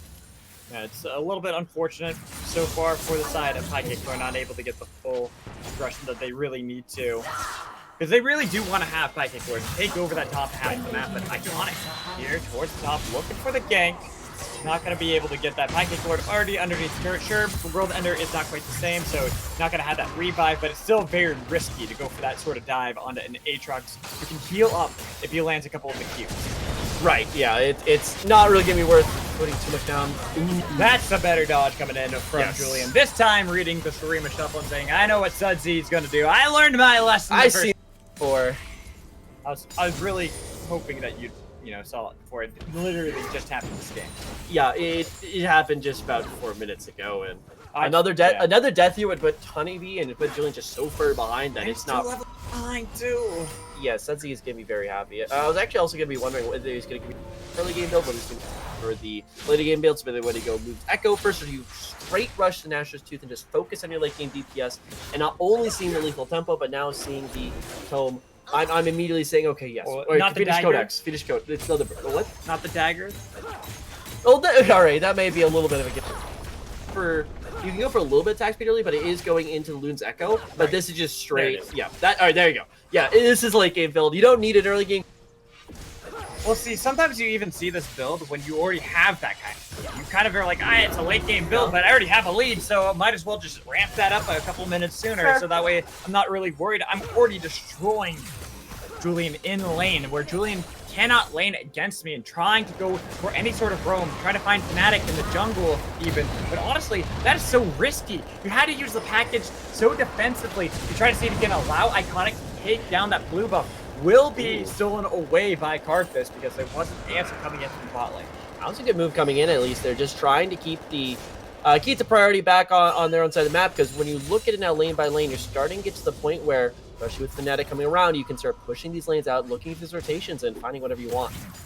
Right now, the game has slowed down a little bit, but you can see the control coming in from Iconic. Why they were able to make that play around the blue. Look at the vision control. Being pushed in the Fnatic, trying to strangle out the life of Sejuani, where you talked about how Karthus and Sejuani kind of can duel against one another. It's forcing Fnatic having to look for this gank into Hybrids, who uses the ultimatum, dodges away from the Glacial Prison as well to be able to escape from that gank. Quite a bit of misexecution up there. Doesn't give them the kill, but it does give them the advantage, because now there's no flash in the Hybrid, so a repeat gank is all but a given. And now, with TP available, going to be able to come back at least soon, but tower plate after tower plate will be falling here from Pycake Lord, and I might have actually spoken too soon, as he do. Keep in mind, the World Ender was used by Pycake Lord. Q misses.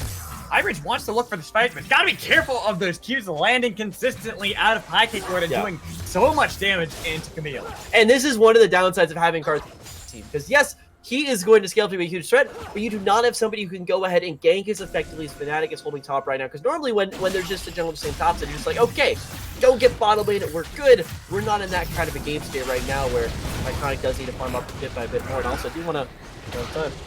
Right now, fight might commence around Rickfield, but bot lane as well, trying to see if they can get this into the backline, but the Killer Instinct was able to dodge away from Valley, trying to get the poke on to Evan RL, barely holding on to his life. He was dodging away Shady, doing a great job. The Requiem coming down to rain death upon the opponents. They take down Value underneath the turret. Missed, wanted one more, but couldn't get it. And they take two for the side of Maryville. And the assistance coming out from not only Shady, but Iconic with the long-range orbital barrage is going to be exactly what they need. The Requiem coming through gives them the damage to continue that fight out. And that, once again, is Supernova. So much getting caught sleeping at the full map, the everyone ultimates, and once again, going to be buying Maryville at least some sort of advantage here at this point in the game.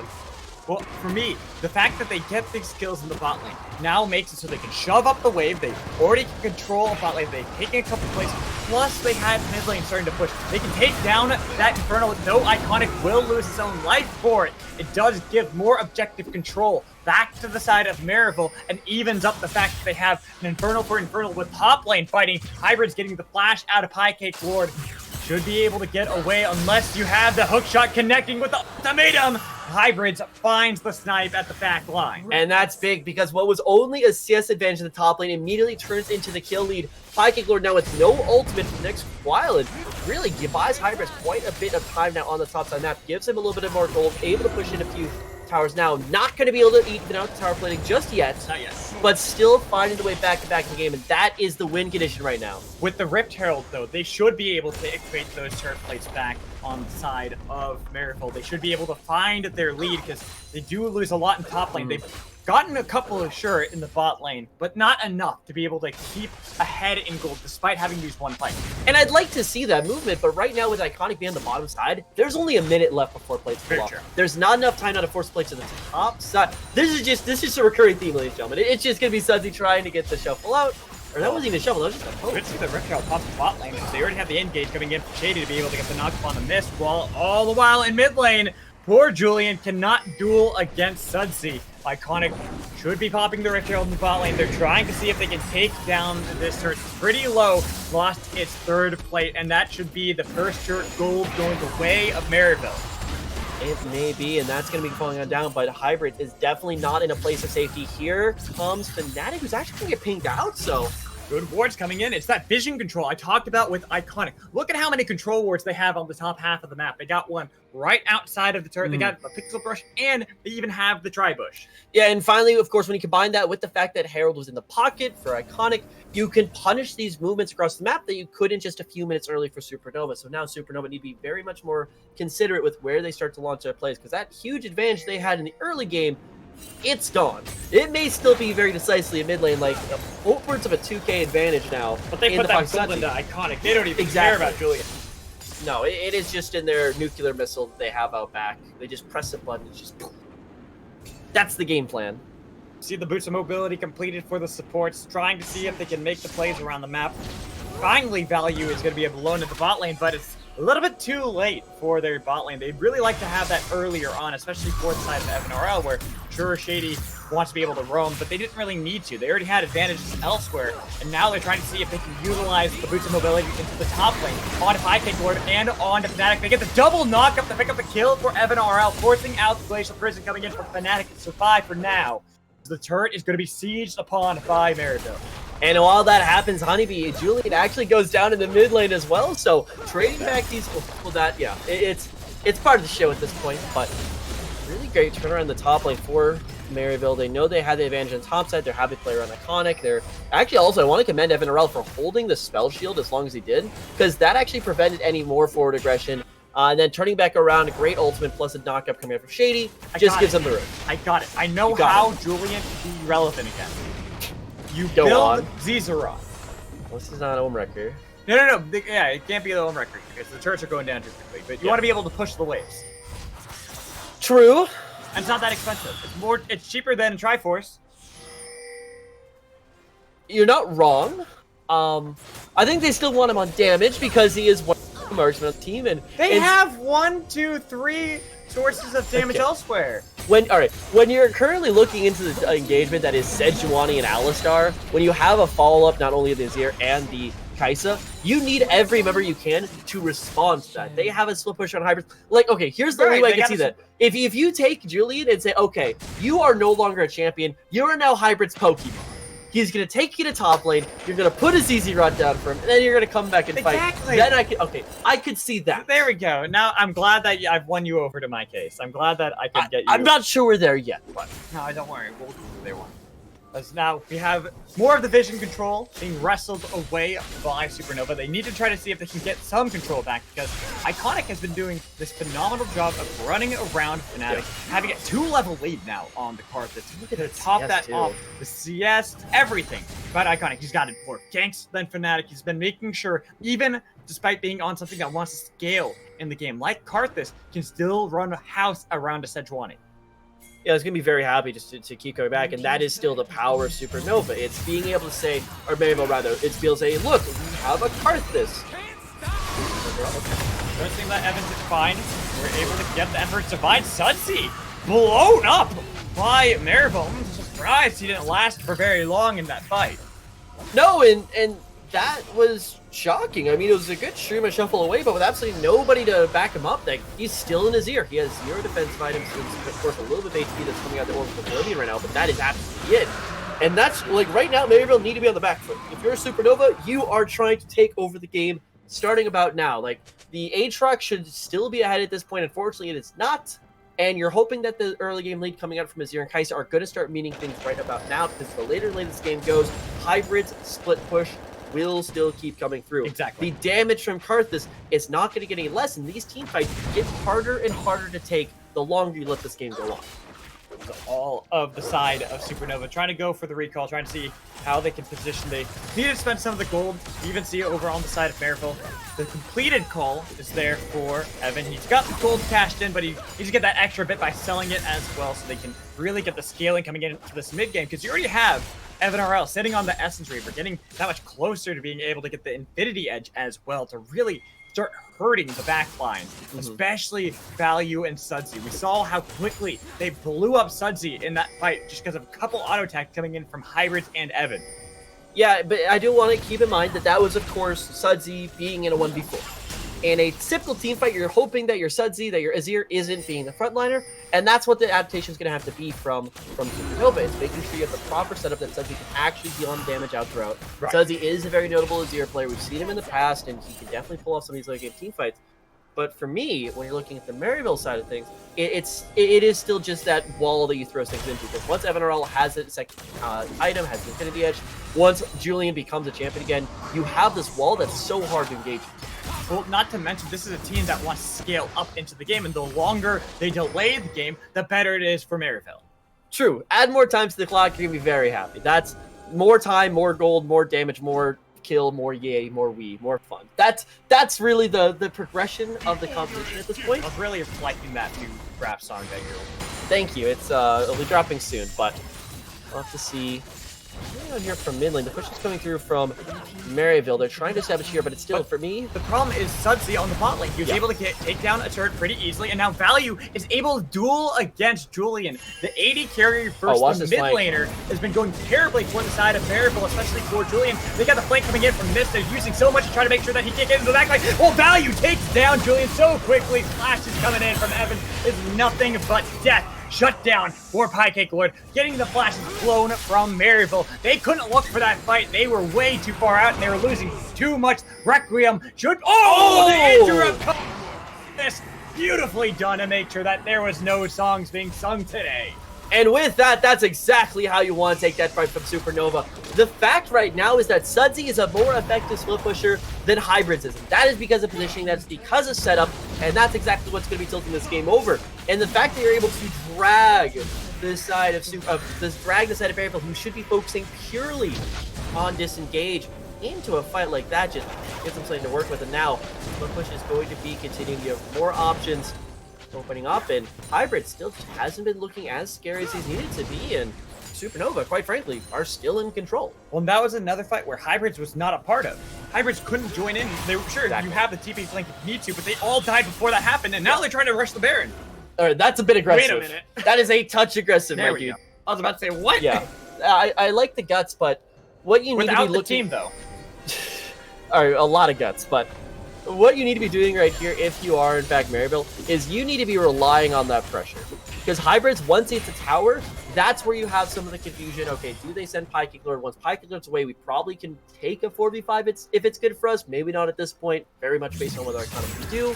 But you're trying to separate them out here, but they don't even let hybrids go to the top side. Oh, shady, shady, shady. I'm so sorry to see that happen. You thought you were down on that warding mission, but as a support, you gotta know that once you lost control of the map, you can't go alone. Nope, and maybe a bird, but doesn't able to fly away from this one is He's a bird person. I'm pretty person. sure bird people can't fly. Well, They're like ostriches. He can like flip. Yeah, that's not flying. Can't flip away from this one, and now with the Kaisu's on Rage Blade, that is a very, very quick Baron. And it should be. They're trying to see if they can take it Sudsy over on the other side of the wall, trying to make sure there's no possibility for a steal as Mist doing a great job at protecting for the team. The Baron is gone. Hybrids is in the pit alone and taking down too quickly for anybody to be able to react to. And Maryville are quite frankly just ignoring their conditions. Hybrids going into the pit, 1v5, you don't have a smite, you're not going to get the steal. At that point, I'd love to see him on the sideline, at least find something. This is also what I commented so well for Supernova, is that in game number 1, when their backs, it was the Camille as well, when their backs were against the wall, they were able to trade inhibitor for inhibitor. But here, Maryville, they get put in that same position, and they just try to fight straight up. Have it. The third Infernal Dragon of the game started up by the side of Supernova. On the other side of the wall, Maryville were hoping for a prayer to steal it away. It got very close there, but the smite secures it from Fnatic. And 2 Infernal Dragons strong with a Baron buff. Supernova looking pretty good in this mid game, especially with the meatball of a team comp they have. Yeah, Supernova look fantastic right here. They just need to continue to force these fights. Julian is not quite online yet. Evan sure he has damage, but most importantly, Hybrid is not being that pushing threat that they need. If they just use this Baron buff, get those side lanes pushing, honestly, they might even keep him on the side lane, because I think Pike Lord still matches up, maybe not favorably, but all right into Hybrids, and then Baron pushes them over the edge. Sudsy does have to be a little bit more careful, but you can just allow these waves to push up, grab some more farm, or if you're getting tired of this game already, as it looks like the death cap on Azir may indicate, you're just looking to 5-man ball it up, use the Baron, get the side lanes pushing. While that's going, run it down mid, take a team fight, win the game. It's so painful to see that. Sudsy getting the death cap compared to Julian, only sitting on Triforce, so far behind in gold. Nearly 5,000 behind. Just the mid lane difference. They're trying to see if they can equate that by getting the pick in the bot lane with that flank coming in from Shady, but you cannot fight against Sudsy. Too much damage coming in, and they melt apart the side of Maryville. And Sudsy, Supernova is just fully in control. That was a fantastic streamer shuffle, make sure that you had no chance to be engaged on. But even outside of that little bubble, looking at the map, there is no backup anywhere from Maryville. That was a 2-man mission that had no way of coming out any other way. As they do get pushed into here, and now with Baron buff, they're going to be able to push into a 3v5 situation. They still have engagement tools, Fnatic, of course, being the one that's up towards Sudsy's as well, but they'll find your miss, rather. Some ways in. See, you talked about before, you have the split push comp pretty much with Hybrids on Camille, but we got to really highlight Sudsy on this Azir. Azir is really criminally underrated when it comes to his ability to split push, and you can see that right now with how they've utilized Sudsy in the bot lane to take yet another turret. Yeah, I mean, with the shovel, with the mobility, and with the damage, you can outpoke anyone if they're just trying to step on their wave, and you can escape anyone who's just trying to hard engage onto you. Maybe even buy enough room to just melt them by the wayside. Death cap ain't gonna be a thing to worry about. Ain't no thing. Ain't no thing, girl. Sudsy's just able just to poke him to death, but got the stick, gotta poke him. But not only is Sudsy's is Azir's ability to split push criminally related, Sudsy's Azir is sometimes also pretty criminally underrated. Is you're just able to watch, like in amateur, Azir is one of those champions where you have to be so comfortable on the champion. There's so many micro mechanics, whether it's the shuffle, whether it's the shuffle, or just the way you keep damage up or the shuffle. Or the shuffle, you have to be so mindful for it, and Sudsy certainly can be very happy with the Corki Azir meta coming right back. It's similar to when you used to see SPT, when they had EasyHoon, who was the Azir player, who'd come and substitute for Faker. You have someone who's so comfortable on this one champion. Yeah. It is enough to catch your opponents off guard and be able to win out the game solely by that one pick. Yeah, and I'm going to be quite frank here. I think Sudsy, I don't know if we do MVP here, but for game number 2, it's currently leading mine. The ability just to hard smash Julian in the laning phase, buying them so much of this pressure, and quite frankly being a huge fortune behind. You're not Frank. I got to keep telling you this. All right, well, whoever I am, whoever I may be, or whoever I may Steven become, returned Johnson. Well, by by the power investing we see Return Johnson. Sudsy doing a good job. He's That having a is- very nice game so far. I do want to talk a little bit more about the items being built by the team's Fnatic now having war mods. And I personally love this pick going into the huge poke from the side of Maryville, especially you got Karthus, you got Sivir, you have Corki. Well, what better way to survive all that than have your tank be able to absorb all that pressure and heal it back almost immediately when out of damage. This is why they're able to push up mid lane. They don't have to worry about the wave clear coming in normally from a Corki Sivir. Oh, but here, look, they're trying to collapse into hybrids, knowing that they can take away the one pushing member. Well, that's why Hybrids is going for the fight, having the Requiem as well. High was trying to heal that entire time, flashes away, but look who's here. It's Mist and the Goon Squad. Got the killer instinct, got the killing spree for value as well. Hybrids trying to be the hero, but unfortunately was too little, too late. And that's hybrids off the map. They're going to be losing a little bit for it, but now it has to be down to what do Supernova find in response to me. It has to be in the middle. It has to be pushing out, but with there's really being no real room to make a play. One Baron still a minute away. Exactly. With there not being any setup here on the side waves, there not being any true big neutral objective coming up except for Baron in about a minute, there's nothing really to capitalize on for this. So Supernova, they may have won the fight, but I really don't think that they're really going to be gaining too much off this individual.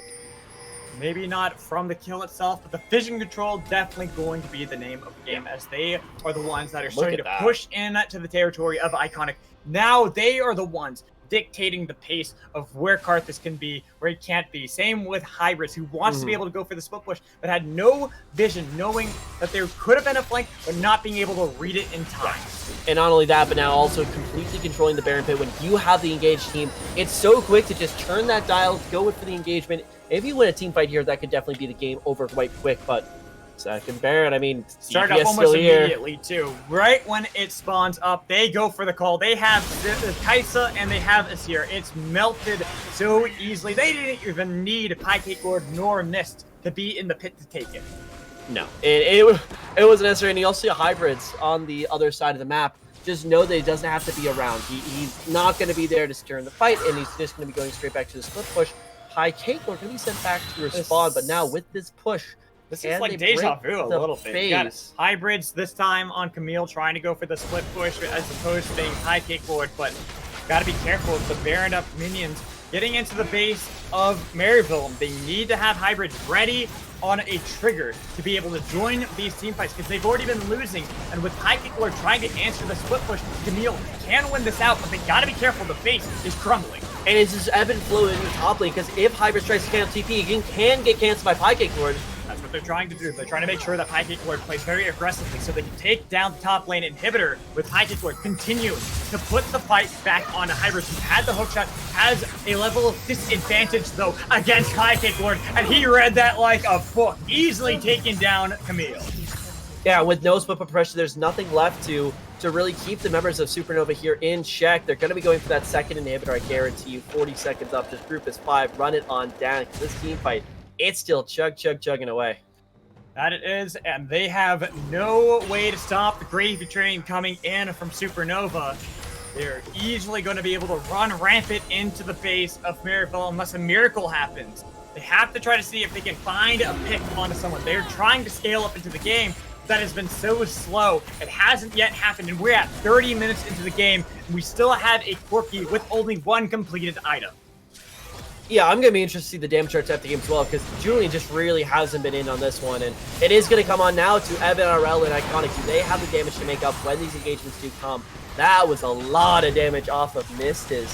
Like, I'm showing a bit of the DPS. He has the death cap completed, but can you get to a fight where Iconic's actually going to be used? Because while there is engagement tools on the board for Supernova, it isn't there for Maryville, so it is 100% down to Supernova. Do you take an engagement? Do you try to disengage away from Iconic? And can you just take a fight where Iconic doesn't even matter?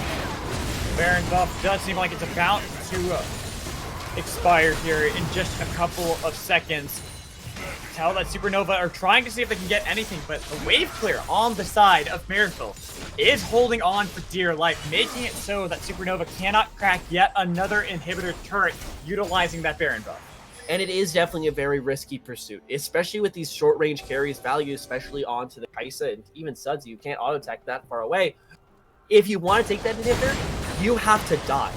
That is what the Karth is going to guarantee. That is what the Corki's going to guarantee, and that is what the wave clear coming out of Sivir is going to guarantee. If you want to get these done, you either A, have to outplay them on the map so intensely, or you take the fight straight to them. But even so, that's what the composition for Maryville is built to do. It's built to absorb pressure. And if there's not a perfect opportunity, you can get really scuffy in there. And Supernova, if they miss execute now under one of these dives, that could just be giving the game, giving control at least, right back over to the side of Maryville. That's what Maryville are hoping for. They're hoping to try to see if they can find those missed opportunities from the side of Supernova, whether they go a little bit too aggressive around some of these objectives, especially trying to force the issue around the inhibitor turrets. Now that the Baron is gone from Supernova, they have the minions prepped. It's so difficult to get past Evan RL. That's why they have to go for the engage onto him. But you see that Shady was able to make sure to go for the flank and keep them alive so they get the shutdown onto Value. They're turning it back around. They picked up 3 kills here without even needing to worry about Pykick Lord nor Fnatic. And just like clockwork, they try to engage, they go slightly wide, and they will be paying the price for it. And Fnatic and Pykick Lord just going to try to scurry on away here, be the surviving members. But boy, that's going to be feeling good into the pockets of Hybrids was not able to get the flash knock up the hook shot, and now, way too far out, gives a free killing spree over to Fnatic with Julian here as well. This is like, wait, you're going one at a time. You got to go as a team. They get the double kill coming in from Fnatic, but at Requiem, picking up the kill onto Fnatic so they can turn it back around onto Pykick Lord and finally get the ace. Wow, all right, so that went a little bit more aggressively, but realistically, at the end of that fight, there's no Baron up. Dragon's still on the board. It was flashy, but it doesn't take too much away from Supernova right here. They're still going to have to reset, but that fight, though, took a lot away from Supernova. That really did. Yeah, because that was the misexecution. That was Value getting caught out, taken down immediately by Iconic. And this just shows you that, sure, there's a lot of engagement threat coming through from Supernova, but if you miss, there's so much damage now prepared. And a lot of our question was, is Iconic ready to make up for the lack of damage from Julian? The answer is yes. He definitely is, and now that Julian finally has that second item completed as well, not nearly hurting as bad, especially because you can rely on Iconic to be the one with the burst of damage for the team. I actually kind of also want to go back to that fight as well, because Sudsy there on the Azir wasn't able to be a part of that, and that's why we were talking about in the very beginning of the game, where like it can't just be the first engage, it has to be the follow-up, because Mist and Fnatic, they both want to go very far forward with the headbutt full price combination or with the ultimate coming out from Sejuani. You're just trying to get somebody over their lockdown. That's fine for Kaiser who can jump to it, but Sudsy has to basically blow everything just to get in range. So that's why you need to be able to lock down for a little bit longer. You need to find a shuffle in there that lets Sudsy set his feet, get the soldiers down, and actually put out damage. Baron's about to spawn up here yet again. He's about to be the third one this game. I was in a good position. He's secured by the side of Supernova. They got to make sure they're fighting. They've been struggling to crack the base without Baron buff because the wave clear has been too much from the side of Maryville.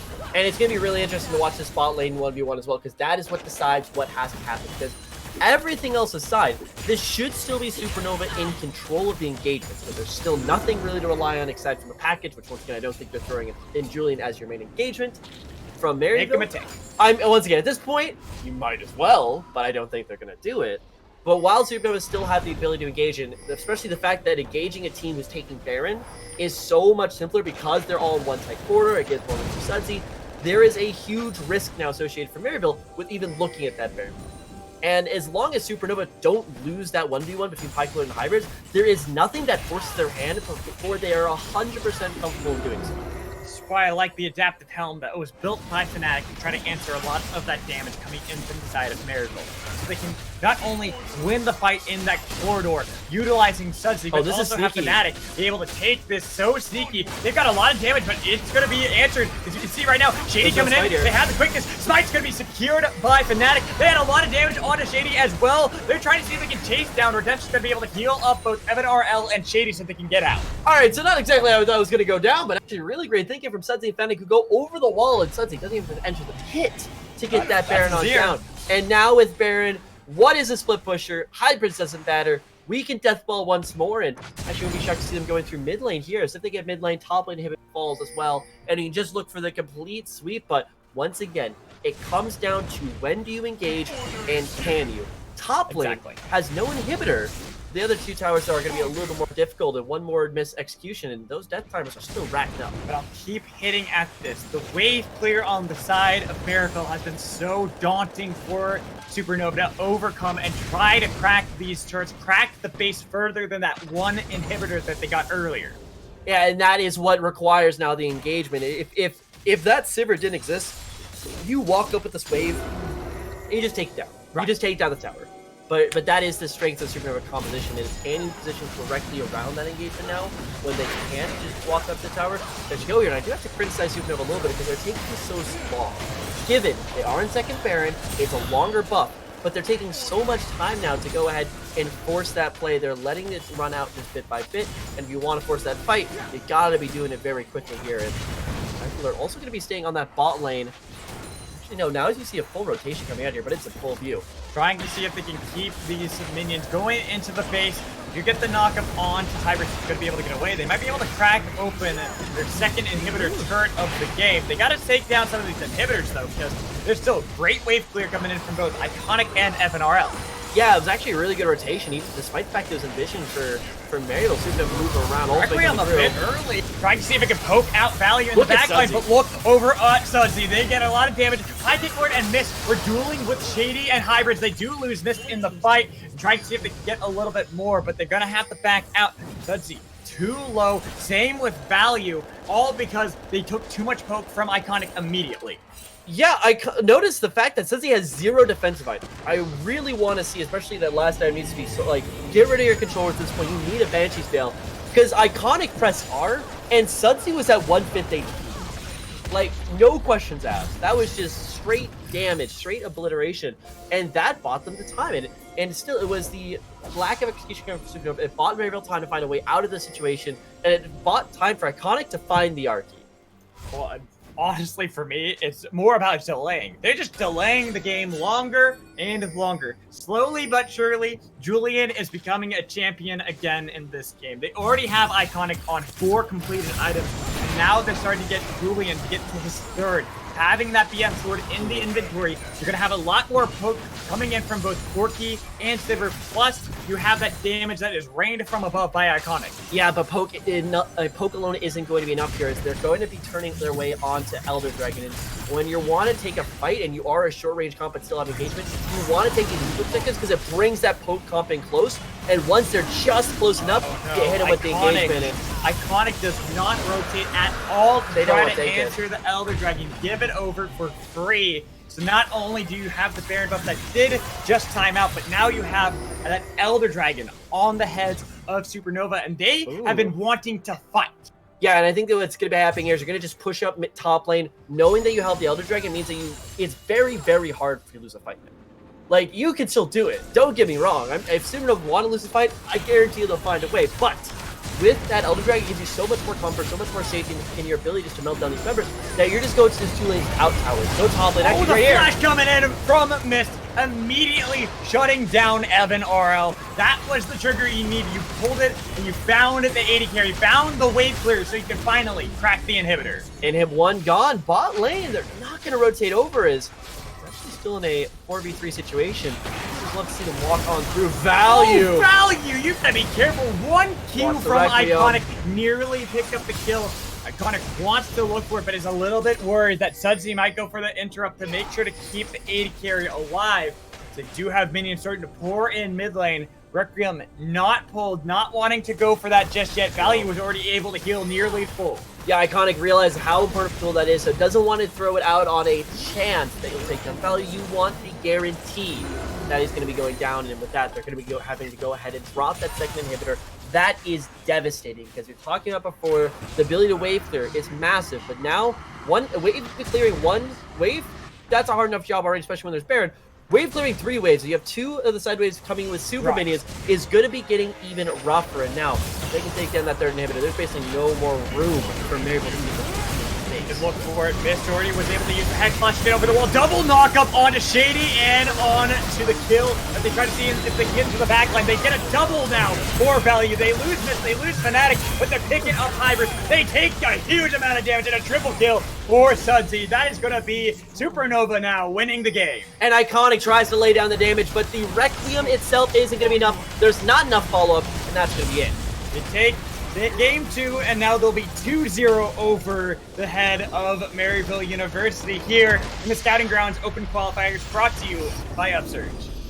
So yeah, this one a little bit more straightforward. I think Supernova definitely were in a touch longer, but it was that engagement coming through time and time again. You saw when it went wrong, and you saw that Maryville had their ways back in, but shutting down Julia that early into the crippled the ability for Maryville to even look at those fights. They needed another 10 minutes in that game. We had a 41-minute game, and they still needed another 10 minutes if they really wanted to be able to be online. And that is the tragic thing when you have someone who needs to be in that late game, who wants to scale up a little bit more, fall so heavily far behind. Yeah, it really did cripple their ability to play, and even looking at the top lane as well, main carry Hybrid just doesn't find that advantage that you need to blow that out. So it's almost like Maryville are kind of fighting with, they're trying to use these half tools when they really need to be using the whole thing. And all right, well that's just Sivir did the most. We're looking at the damage right now. It's Sivir did the most. I mean, it's Sivir. Sivir is expected, but I mean, I thought that Iconic would do a lot more. That is something that I'm a little bit surprised. There weren't that many fights that he was able to take part in. True. That's probably the biggest thing for me. All right, guys, well, we're going to throw it over to a quick break, but when we come back, we are at match point for Maryville. They got to win this if they want to keep their hopes alive of taking home the prize. Because Supernova, they want the clean sweep. They want 3-0. Find out if they get it.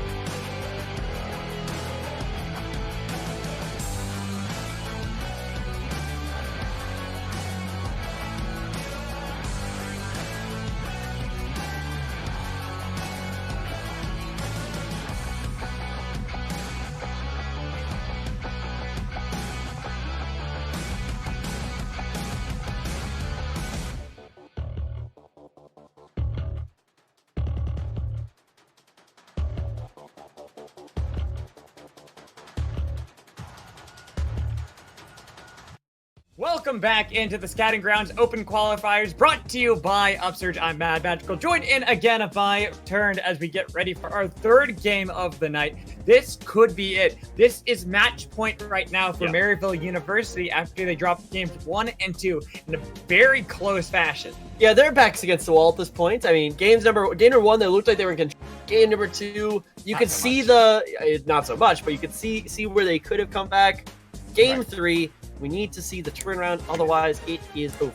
We definitely do, especially when we get into Champion Select and see how they're going to be able to change their strategies. What can they do to adapt to the situation? As honestly, it doesn't feel like too much has changed, even though they banned away Corky. They were the ones to take it last time and did not have the effect they wanted to. Well, Tristana is what made it through, and boom, there it is. Okay, Supernova better have a response to this. They were the ones who played this in game 1. They have let it through now, picking Silas over. And remember that it can go into the lanes. Right. And that's, I think, why you choose something like that so early, is you have that flexibility. Similar to Karma, where you can go for it top, you can go for it mid, you can even go for it in the bot role if you really want to. Same with Tristana. It's about having that flexibility on what you want to do in order to adapt into the meta. Put that into the Tristana lane. No. Silas? No. Okay, good. I was like, okay, why would they have left the Tristana pick for Silas? Silas a Tristana counter? No, that's not right. No. That looks a little bit more right.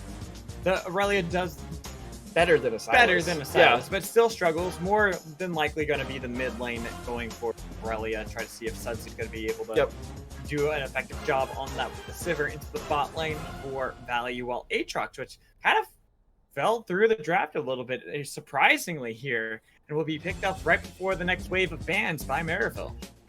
Yeah, and do you know what's already off the board? And once again, Maryville do pick themselves into what could be a bad matchup, unless they have a way of making sure stays away from Aatrox.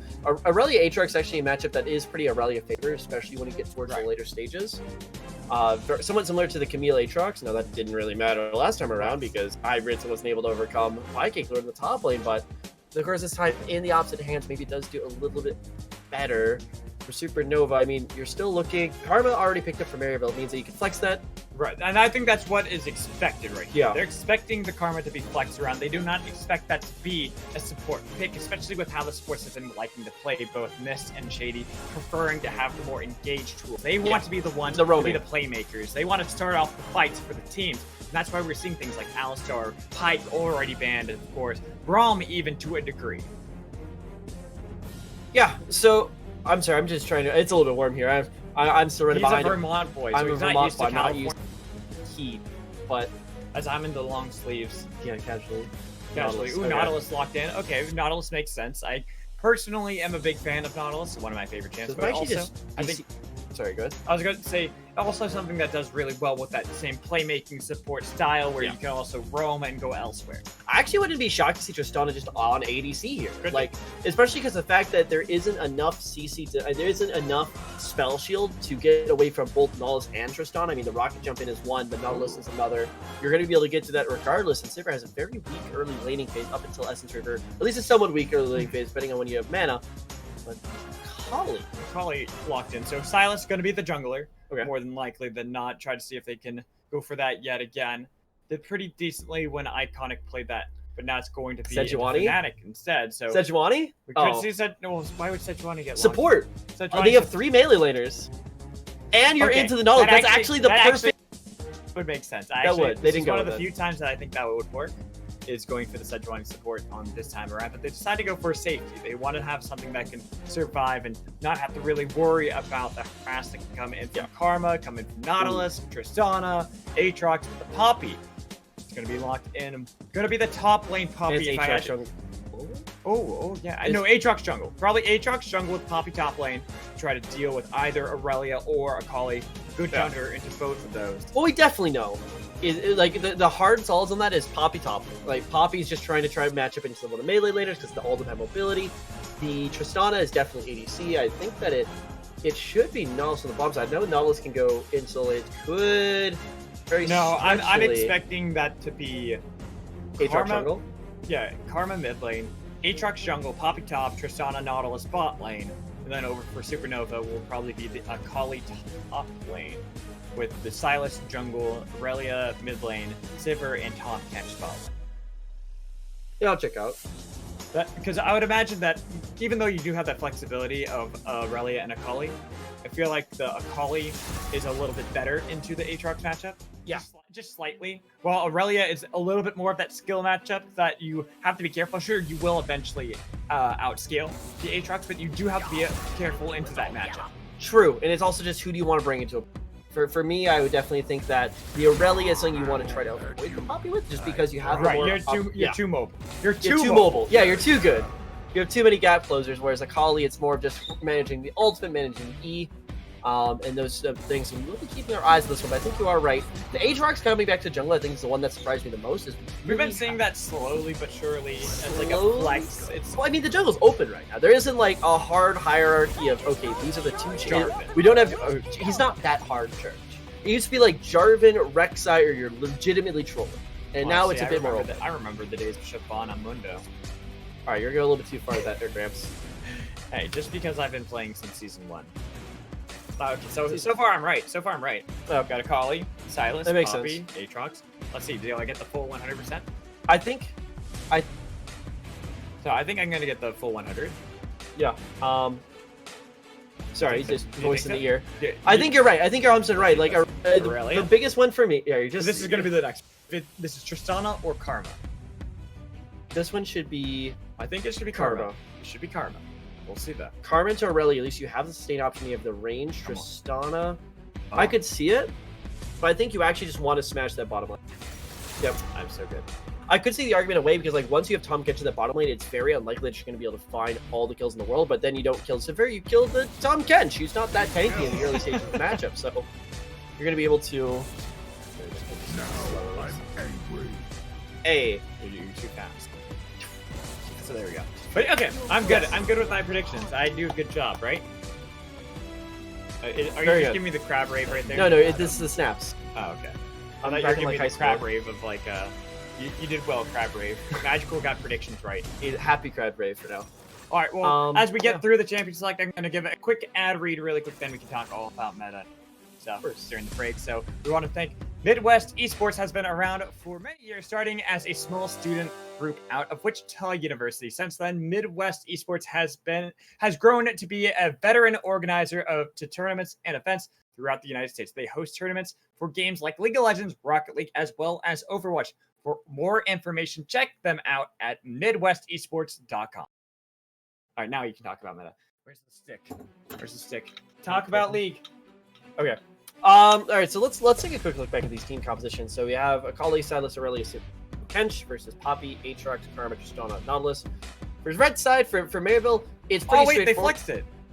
Oh, they did. They did. Oh no, my perfect Okay, 100. this is what I was saying before. Because you saw the Tom Kench coming in, it's unlikely that you're actually going to get kills in that bottom lane. So it may now be more worth it to put the Tristana into the mid lane. Sure, you do have the physical damage barrier for the Aurelia, and she is a lot stickier to Tristana if you are able to lock her down. But still, the upside if Julian is able to win this lane should be greater here on the Maryville side in the mid lane. Welcome to being a color caster.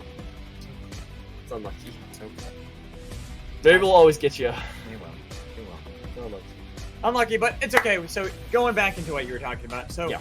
this is kind of reminiscent of what we saw in Game 1 coming in from the side of Maryville University. You got the Tristana mid again, and it feels like kind of three supports yet again. Karma, Nautilus, and Poppy to a degree. It's a little bit more of that harder engage than it was with the Shen, where it's more about the shields, but she is great at making sure that someone like an Aurelia and Akali cannot stick to the backline and get onto Julian as easily.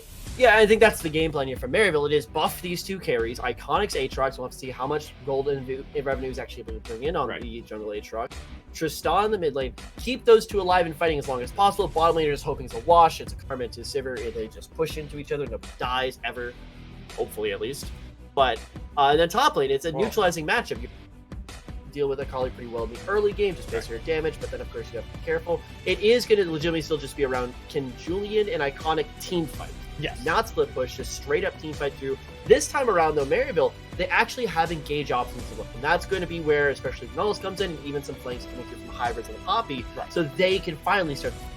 And that's what you're hoping for, is that they can start the fights, especially when we get to the mid game. That's when they want to be able to get the good squad. They want to all gather up together. They want to try to see if they can find the flank, but then this is to me, it's a lot of deja vu. Different champions, same strategies of game 1. Skirmishing coming in from the side of Supernova. They want to skirmish a lot earlier on. They want to try to see if they can disrupt that team fight coming in from the side of Maryville. This is such a short-range team as well. It is all about those individual 2v2s. It's about, can Silas combine with a Kali or with Aurelia to make those fights happen, and even with Sivir, who's really just going to be there for wait for their duty. You just have a bunch of split pushers, and you hope some of them catch up. Like, it's either Kali, it's Aurelia that to make you on through. But you got to find somebody that's going to be able to bring it through, and you just try to avoid the team fight. Or, if you're this strong enough, just kill Julian Iconic. Kill them before the shields come. So what you're saying is you want to have pretty much, we have the same kind of compositions of game 1, but you want the same thing that happened in game 2 to happen to Julian. Where Julian doesn't get to play League of Legends for Supernova, like yes. If they want kill, then what about Maryville? What do they got to do? Kill better. Unkill. I was gonna say, isn't it more like unkill and just not 2v2 and instead try to go for like scaling and not die? Yeah, it is going to be unkill. It's going to be keeping Tristana farmed and alive. It's undie. Undie? Undie. Undead. Because the thing is, like, if you get the gold advantage on the hybrid, get it on Shady, you're not necessarily going to be winning the fights off these members. You're going to be using them to buff up everyone else. Now, maybe slight asterisk there for hybrids. You know, Triforce Poppy, you can just boop, boop, boop, boop until the game's over. I think I figured out why they...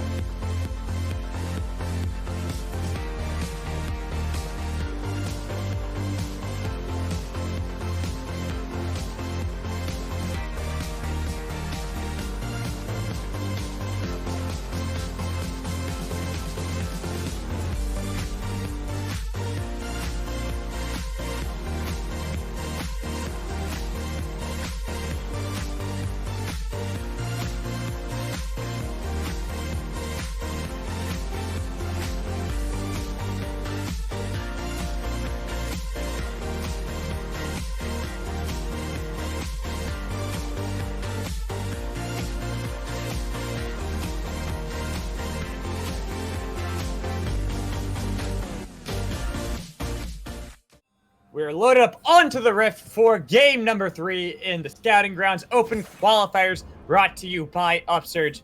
We're already having 2-0 favoring that of Supernova. Maryville, they have their backs to the wall. They need to come out here swinging hard. They want to keep their hopes alive and take home the prize. Yeah, they have to make a full reverse sweep happen. And not only do they have to do that, but they have to do it here in game number 3 on the backs of Julian. Iconic's definitely been having some great performance. I know that they're not very... Cloud9 shirt for them. This is the opportunity for them to get this is where they either get to be Cloud9 or whether they get to reenact G-Man. Like, they need to come out swinging here. Of course, they have a slightly different... That is a low blow. Yeah, that is a little bit mean. I'm sorry. But either way, they're going to have to do so on the backs of Julian, who hasn't really performed very well in these last few games. Hasn't been a huge pop-up, especially in that Game 2 performance. Iconic, maybe a little bit more of a standard perform meta. And even in the throwback now, going back to the Aftershock on Iconic. So survivability, not really going to be a big damage threat on these ganks. Very interesting. That is going to be really unique to see how the damage comes through in the later game. Because if Julian gets put behind again, and with Iconic on Aftershock, like, sure, he's still going to build into like into the Black Cleaver, still have some damage, but not be a huge giant threat. Who wins these fights? We'll find out as we have an invade coming in from Maryville. It's pretty late into it. They have the red trinket already going. Got it out. They get the root on a miss. Get a little bit of damage, not landing the Q. It doesn't matter. The flash comes in. A flash from Iconic as well. First blood for Shady. The fight continuing as they're trying to run away, but Fnatic so low. Had to smite to survive, but it was not enough. They do pick up Shady in the background. Fnatic trying to make sure that Sudsy can come here, get a lot of damage.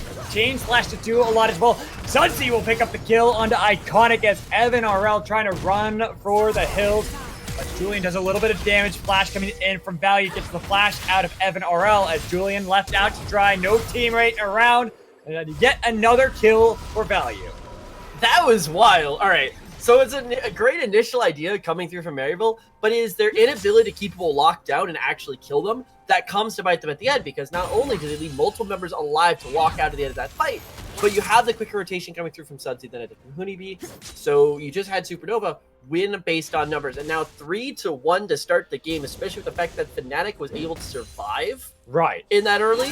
I mean, of course, he had to back, so it doesn't give it a huge advantage. I'm gonna take that if I get 3 assists. I'm not saying, okay, how dare he had to back. It was basically pointless, but it definitely puts a little bit more of a damper on it, but that's still a big, big advantage for the Silas early on. And you're not even talking about the biggest advantage.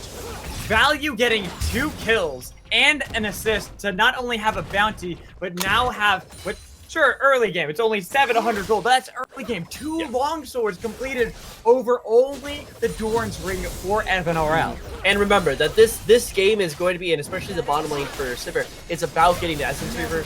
Well, this is the cheat code. You're already like a 5th and 6th of the way there with 2 longswords, and it's just going to be continuing that through and through. Getting that next back end should be great. You have the damage to dominate the lane early. Remember, this is an Evan RL shitty lane that's not really built to fight. It's just built to clear, and it's built to push. And into Value, who's now going to have damage coming out through here. It makes the bottom lane even that much more unbearable, potentially opening the door for Fnatic to work his way through the jungle, and I think you're just seeing right there. Try to see if take down Scuttle Crab. It's Iconic. Is actually doing a pretty good job, despite having died pretty early on, was able to get back to the jungle before it all spawned up. But even with Fnatic, normally we talk about how Aatrox's jungle doesn't really have that ability to keep up with that of Silas, because, like you mentioned, Silas had to go back. Fnatic almost went down and needed to recall. That allowed Iconic to be able to now go for a gank here into the top lane, because he's able to keep up with Silas. Lands both Qs and tries to go for the fight, but Psychic Lord will be able to get away from the skirmish between Hybrids and Iconic. Able to pick it up, and Fnatic's actually gone straight from the bottom side of the jungle. Well, now spotted out by the try. Scuttle Crab already spotted him out, so doubt we're going to see very much there. Making sure that he's simply there to say, hey, Psychic Lord, you're safe, I got your back. You saw how low Hybrids was already taken. I would be shocked to see that Psychic Lord actually got caught off guard by that, because Fnatic was here in the bottom lane, and he had the choice to, with the pushing out bottom lane, go for a vertical jungle, grab that red buff away, but I would be shocked to see if he thought that Iconic may still be on this side. I'm not going to go and fade. And then as he's saying that to his top laner, he's like, what are you talking about? Aatrox is right up here. But either way, they still handle it, are able to go through, and even better now for Fnatic is that he isn't going to lose the buff. Because if Iconic actually surprised him and just went straight for his blue as Fnatic came back, that would have been a 3 buff. Little bit of damage coming in from Value onto Evan RL and onto Shady, who are trying to see if they can put a little bit of vision. Afraid that maybe Fnatic has already gone for recall, they've gone to the bot lane to take the Krugs, and looking for an immediate gank into the bot lane, or trying to make sure they can set up for Iconic. They do have pretty good vision, despite the fact that they're down 1,000 gold this early into the game. They've made sure to put this ward line right through the heart of Summoner's Rift. That way, they know where Fnatic is at all times. Yeah, and that's going to be big, because Silas is going to be looking to play make here, has the engagement, has that E, and if you can get onto something like the bottom lane especially, like if you can lock down Shady or Evan RL, or even, especially now that Evan RL has no flash and Shady the same, you can really start pushing the advantage. We thought that the fact that Value starts off this lane with 2 long swords or something, give him a few plates, let him really start scaling up, and that is going to be the quickest Essence Reaver you have ever seen. Iconic towards the mid lane, is looking for Sudsy. Pretty much every single one of the lanes not looking hot, but Sudsy getting interrupted on the dash from his Q, pulled back in by the Eternal Chains. It looked all too easy out of Iconic. And that was just really great anticipation coming out of Iconic, knowing that Julian able to communicate with him that yeah, this has just been an engage over and over again. He's going to try to do it again right here, turns it around, and the kill now onto the Rally is going to be massive, because now Honeybee is going to be able to get closer and closer to that Blade of the Ruin King. That's where you're really able to out-trade time and time again, and he's had a bit of an issue cutting through Sudsy, and Sudsy's just been trading back and healing up. Well, if you just keep increasing that damage output, there isn't going to be enough pot to get you back to that level. Exactly, and that's kind of what you need to make sure you're having. You're just getting the poke, you're getting the harassment necessary, because you're losing out a little bit on the CS differences between the two, between all the lanes, honestly. side of Maryville. Not one of them has an advantage. Maybe Iconic, I guess, could be considered one, but that's not really that massive, especially when you look at how they're just junglers. They're trying to see if they can impact some of these lanes. And with Iconic getting a gank in mid lane, you'd expect that Julian would be able to catch back up, but still pretty far behind Sudsy. Yeah, and gonna be just trotting along here, and it is gonna have to just be some sort of laning outplay that does bring Julian up here, if anything else. But I also want to keep an eye on the build because you do see him going for the Blade of the Ruined King. But we saw this before, especially, and that it gives much lower team fight damage output than if you just went full crit. And sure, it is a trade-off, you know, lane for team fight. That's how some of these. When Julian is going to be one of your main team fighters here from Maryville, that may be a price that is too steep to pay, especially if this early laning phase isn't paying dividends. Cloud Dragon going to be secured by Supernova. Trying to get a little bit more of that mobility for Fnatic. They don't really have that boots of mobility support this time around. Missed more on the protect duty for Value. Shady already having the boots of mobility, trying to see if he can be unlocked, leave that lane, leave Evan RL on that island that we talked about before that. Evan RL is comfortable being on, especially on the Karma, can easily clear out, but has to be careful. It is still a tall task into the Sivir, just who can clear out well more effectively than that of a Karma. Ooh, and actually, as you mentioned that, look here with this invade. Man, but look at this. 4 members are here for the side of Supernova. Maybe they know something's up. Red Trinket going to be able to swat it, but the flash coming in a little bit too late from Fnatic to be going down. But now the jump over the wall from Julian to pick up the kill.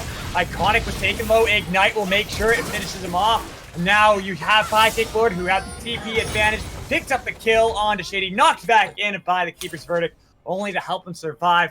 2 kills go the way of Supernova. And that was a very, very aggressive invasion. Maryville, still, they're trying to get more onto Honeybee, and to be fair, they do get another kill on Julian, but they lose so much on the back end. They aren't able to see the number coming around the corner. They grab it to spot from Fnatic, but that is a play that doesn't really have an end result. Like, if you win that, then yeah, you're getting a little bit of gold. You're going to get the plate gold as well, but I'm not sure against this skirmish-based competition that you want to be forcing those this early into the game. Especially when you didn't really have the control coming in from your lanes themselves. Sudsy had already gotten the push into Julian. You already have the push coming in from Value and Mist in the bot lane, so they can show up and put that pressure back on to Maryville. The name of the game is trying to win wherever they can here, and you saw that invasion despite the pushing lanes like you mentioned before, and that's almost an attempt to break it. There's a false sense of confidence maybe when you have shoving lanes. Okay, decided to jump, fine. Not expecting formers in, but that was good mindfulness coming after Supernova, who knew that there was something amiss. Hybrid's already used Steadfast Presence. Shuriken Flip could have been followed up by Kick Lord, but no perfect execution. Decided not to go for that instead, shoving back in the minion wave. So that way Hybrids can't go for the recall, and Kick Lord will have the advantage. Yeah, he had the option to. He could have gone in, tried to fill the well. I think he would have had the damage, but it's going to be more important to just hold this lead. Gunblade not quite yet completed. The Gunblade is the pop-off point for Akali. It's when you're able to really get the most out of the healing because it goes on abilities now, not just auto attacks like the Vampiric Scepter gives you. But just the fact to just the ability just to keep those fights going is going to be huge for this top lane, and there's got to be something here to break some of these molds because these skirmishing like fights, they're going to be coming more and more often, but Sudsy able to get the stun on Julian. That's a hard bait. Iconic a little bit too early on the trigger. Shady was on the flank if they needed it, but because Iconic went before, Sudsy wasn't baited in by that jump forward out of Julian, so that it was too easy for Aurelia to get out. Yeah, and I mean, quite frankly, there was not the follow-up quite in range yet. I mean, Shady was there, as you said, Iconic was around, but the fact that Julian jumps forward in such an odd way, and Sudsy knows. I can't look who's here. Kick Lord looks for the kill onto Julian, and this is what happens when you're too late on the trigger this time around. Iconic wanting to go for the kill, but they already got the double out of Sudsy. Knock up into the air for Kick Lord, but he is not finished. It's going to be Hybrids instead, hit back up by the Keeper's Verdict, and a triple kill out of Sudsy, barely holding on with the Triumph stack. Yeah, this one's getting a little bit sketchy for Maryville right now, is they needed to put the pause on the game. They needed to just let this game play out, and their focus on just trying to get mid ahead has forced them down to so many inopportune fights that they really just gonna be happy. Not at all. Go down this far. Especially when they're losing objectives left and right. Plates going down mid lane. Rift Herald are going to be secured by Supernova. Where games 1 and 2, they're bloodbaths. So it's back and forth. It seems a lot of the gas that was used before by Maryville is empty. They got nothing left in the tank. No, and they're not gonna have the Elder and the Herald as well, as it's on top side. Fnatic's gonna be able to take that one on away. And not only with the ability to take a top objective while you have the shoving bottom side of the map, that's just going to let you continue to play around this map for so long. Herald, if they're going to pop it, it's going to now be, okay, who do we put this advantage on to? Pyke Lord and Sudsy are very happy recipients, maybe even value. There really isn't a wrong answer at this point, and that's what Supernova want to play around. They have so many options with comp. Anyone could be that split pusher. Anyone could be that main team fighting member, whereas Maryville, it's truly an iconic. So Mist can be the split pusher? With enough faith, maybe. Maybe well, not. Come on, let's unlock the Kench. Unbench the Kench. Unload the Dota. Uninhibit the Rivet. We gotta get this. We want to see that Tiamat miss Tom Kench in the bot lane. I am down for that. Just keep wishing for it. I will. One day it'll happen. Santa will bring it one day. That's not how it works? I thought that's how it works. Definitely. Okay. Well, right now, Sudsy has a 2-level lead over Julian in that mid lane. Pretty much forcing out Julian. Unfortunate for this mid lane matchup, because in game 1, it was close. It was back and forth. You even had like a little bit of a lead coming in for Julian, but in game 2, you can see the hiccups coming in from going on to the AD carry and happening here again in game 3. So they have no control around priority in any of these lanes, which means another dragon secured by Supernova. And for Supernova, it should just be very straightforward. Just collect these tower plays as soon as possible. I mean, 30 seconds, all of them. But it's just find objective after objective, take these fights, and don't give Maryville time to scale up. A little bit of a interesting, actually. Both sides of the map are in danger. Lots of things are in danger. It's pretty much just having Ralph from The Simpsons saying, help, I'm in danger, because nothing's going well for the side of Maryville. They lose top lane in the 1v1 duel. Hybrids falls, the turrets are gone, and it should be Pyke Lord continuing the pressure onto Maryville. Pyke Lord tries to use the second charge of the flawless execution, gets pushed back, but mid lane. Sudsy mid lane used the Vanguard's edge, but unfortunately got knocked back by both the Buster Shot and by the Dredge line as they do pick up a kill onto Julian for Fnatic. Mist was trying to keep him alive. Iconic trying to see who they can get the flank onto. Mist doing a good job at dueling away from that aggro. Was using the push. Dodges away from the death charge as well. Line did not connect and goes gold. And Mist has been delaying this fight forever so they can pick up the kill onto Fnatic. Sudsy slapped by the chain slap, had to flash away to not die. But the flash forward in from Value will pick up the kill. And somehow missed the hero in the fight, was dodging away, knew how to play some dodgeball, and picked up kills for the team. That was fantastic. Mist especially just surviving for so long, using the stayed in that bush with confusing members from Maryville for so long just for not allowing to hit him. And then, of course, Grey Health coming through at the right time, the Zhonya's Hourglass coming through, the stopwatch rather, to keep him alive to that third Q coming out of Aatrox, and then the rest of the cavalry comes up, and that is a huge win. There are no real kills going over. There's no real advantage to win the way of Maryville. And actually, I almost want to throw this back now, continuity's sake. So it's like we said in game 1. The game isn't over when the enemy team gets items, or when they get kills, or when they get gold. The game is over when you have no leverage. And right now, there is no leverage for Maryville. Julian is not winning in the mid lane. Hybrids is not winning the top lane. Evan or Shady are not winning the bottom lane. Iconic can't single-handedly win you these fights. What do you have left to play for? Not to mention, they are also already down almost 7,000 gold to Supernova. You went for the... Alright, so what I was actually kind of getting right there is Julian in mid lane. I actually kind of disagree with this, and this comes down to a little bit of new strategy, because Don was still figuring out the meta. I actually disagree. When you are behind in the mid lane, you do not have a chance to get back. Like, versus Sudsy, when he's got Triforce, it's over. I'd almost rather him just see him go straight into crit. Because the Blade of the Ruined King is just not as effective in the later game as something like that multi-crit build is. I think you're going to have to go towards Infinity Edge at some point in time. And by delaying it, picking up the full Blade of the Ruined King, sure, it gives you more survivability, but your job isn't to just survive, it is to win these team fights. That's not happening. I don't think that's going to happen anytime soon, despite the fact that they're looking for yet another play on a Sudsy 3v2, because Mist is here, trying to see if he can keep Sudsy alive. Hybrids no longer having any mana. Iconic here as well to make sure that It's not going to be the full dive that could be tempted by the side of Supernova, but maybe it will be because they have Fnatic, Abyssal Voyage as well to cut out the retreat. Hybrids and Iconic got nowhere left to run. They're holding under their base, trying to see if they can keep themselves alive, but they lost Shady on the other side. Get the shutdown onto Mist, picking up a little bit more damage coming in from Fnatic as he tries to go back underneath, but gets knocked up by the double kill coming in from Iconic. There goes Hybrids. Now the kills are starting to be picked up by the side of Supernova as they take down the turret as well. Yeah, and that is a very messy dive coming through from Supernova. A bit of overconfidence, and that is going to give Julian and company just that much more gold. Look, actually, the full bot lane tower is going to be going down, but still, it's going to be responded with a kill advantage in the top lane and that top tower. Supernova are doing what they need to, and that is extending this lead, but that was incremental. That was so just barely pushing that game to a forward position, and now they need to be continued just to roll this on out, punish Julian for staying on the side, keep fighting through, because kind of looked really good in that fight, and if you can't just be giving them that much time to scale on up, Maryville will eventually find their footing. Can't let it be now.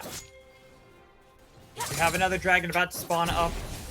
You see a little bit of vision getting secured by the side of Maryville. They're trying to see what they can get, but of course, answered by Supernova. They've already made the play on the top half of the map, no longer needing to play there anymore. They took down that primary turret.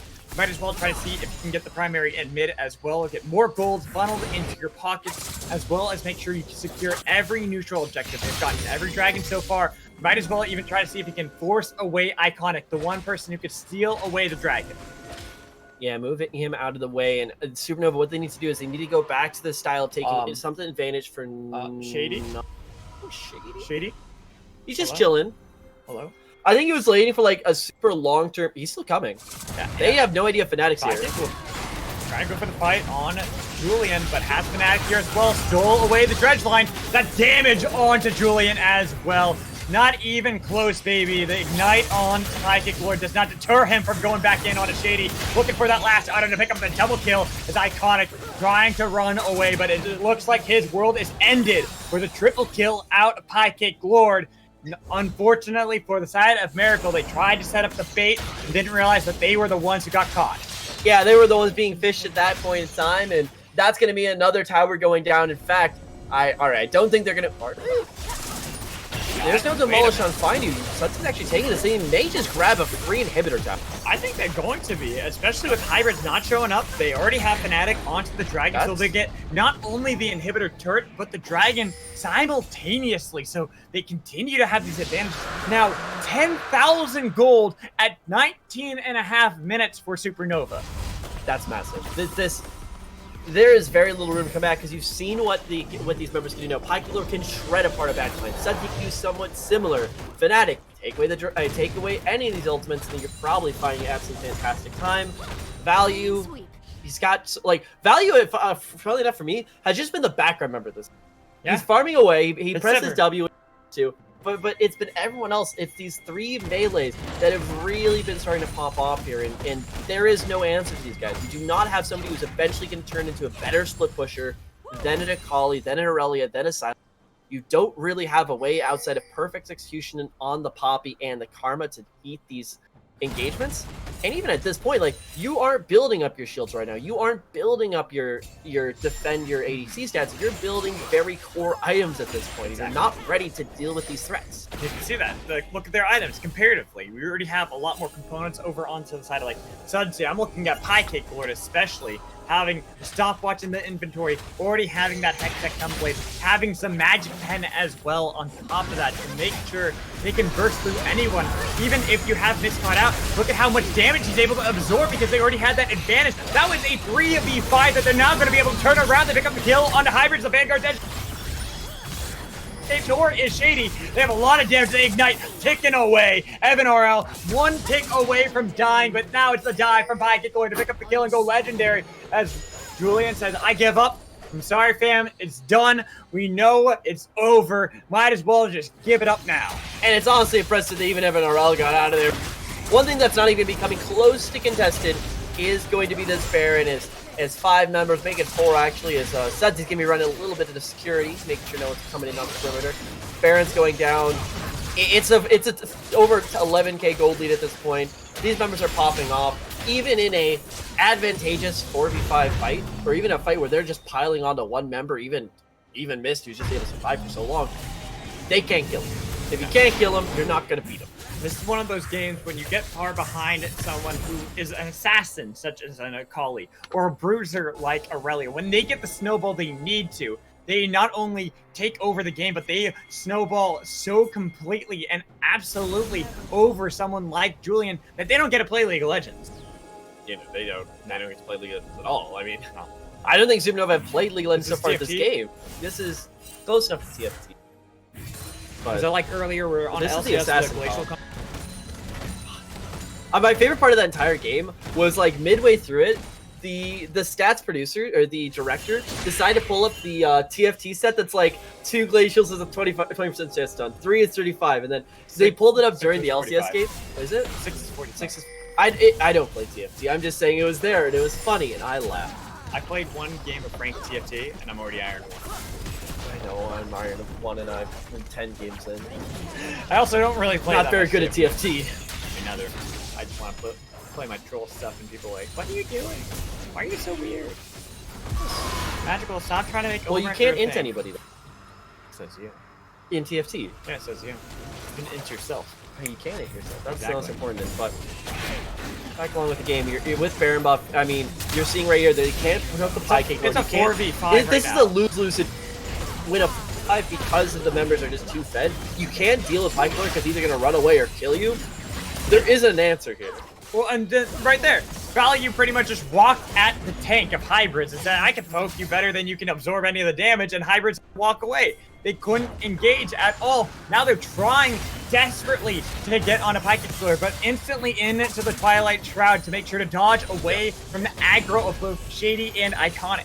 It's actually really good that he used the Twilight Shot before the perfect execution of the E, so he's able to stay invisible despite being knocked up, and that just means that you get to basically insert the next action for how you want to run away.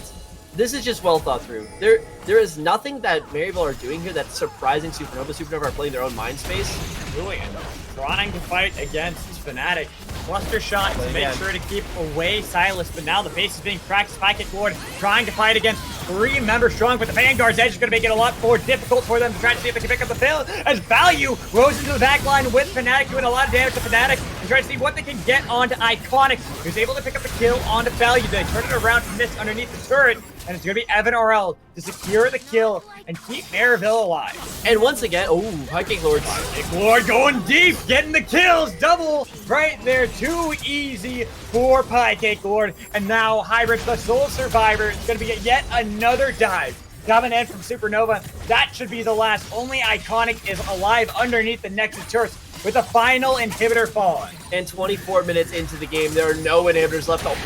Then are the Nexus Towers, and I don't think they can do even that. Not with only Iconic here, not with the World Ender on cooldown as well, taking down these turrets so quickly and trying to get the 3-0 win here at the Scouting Grounds Open Qualifiers, brought to you by Upsurge. Congratulations go out to Supernova.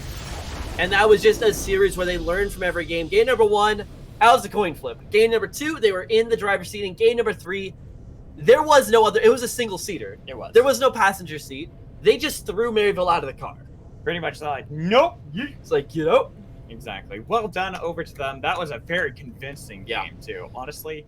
All from the back of that one botched invade coming in from Maryville, trying to play aggressively with the Nautilus into Silas, and it all went wrong. That was that kind of desperation play where you're thinking, okay, we have to do something big here to get the momentum back, but still with that scaling style of the competition with Julian trying to get to the later game, you do sometimes just have to take that breath and realize, okay, we're losing, but as long as we lose gracefully, we're going to have something to play for the late game. Maryville are always at their best when they can play the objective training game, when they can play that macro game. Yep.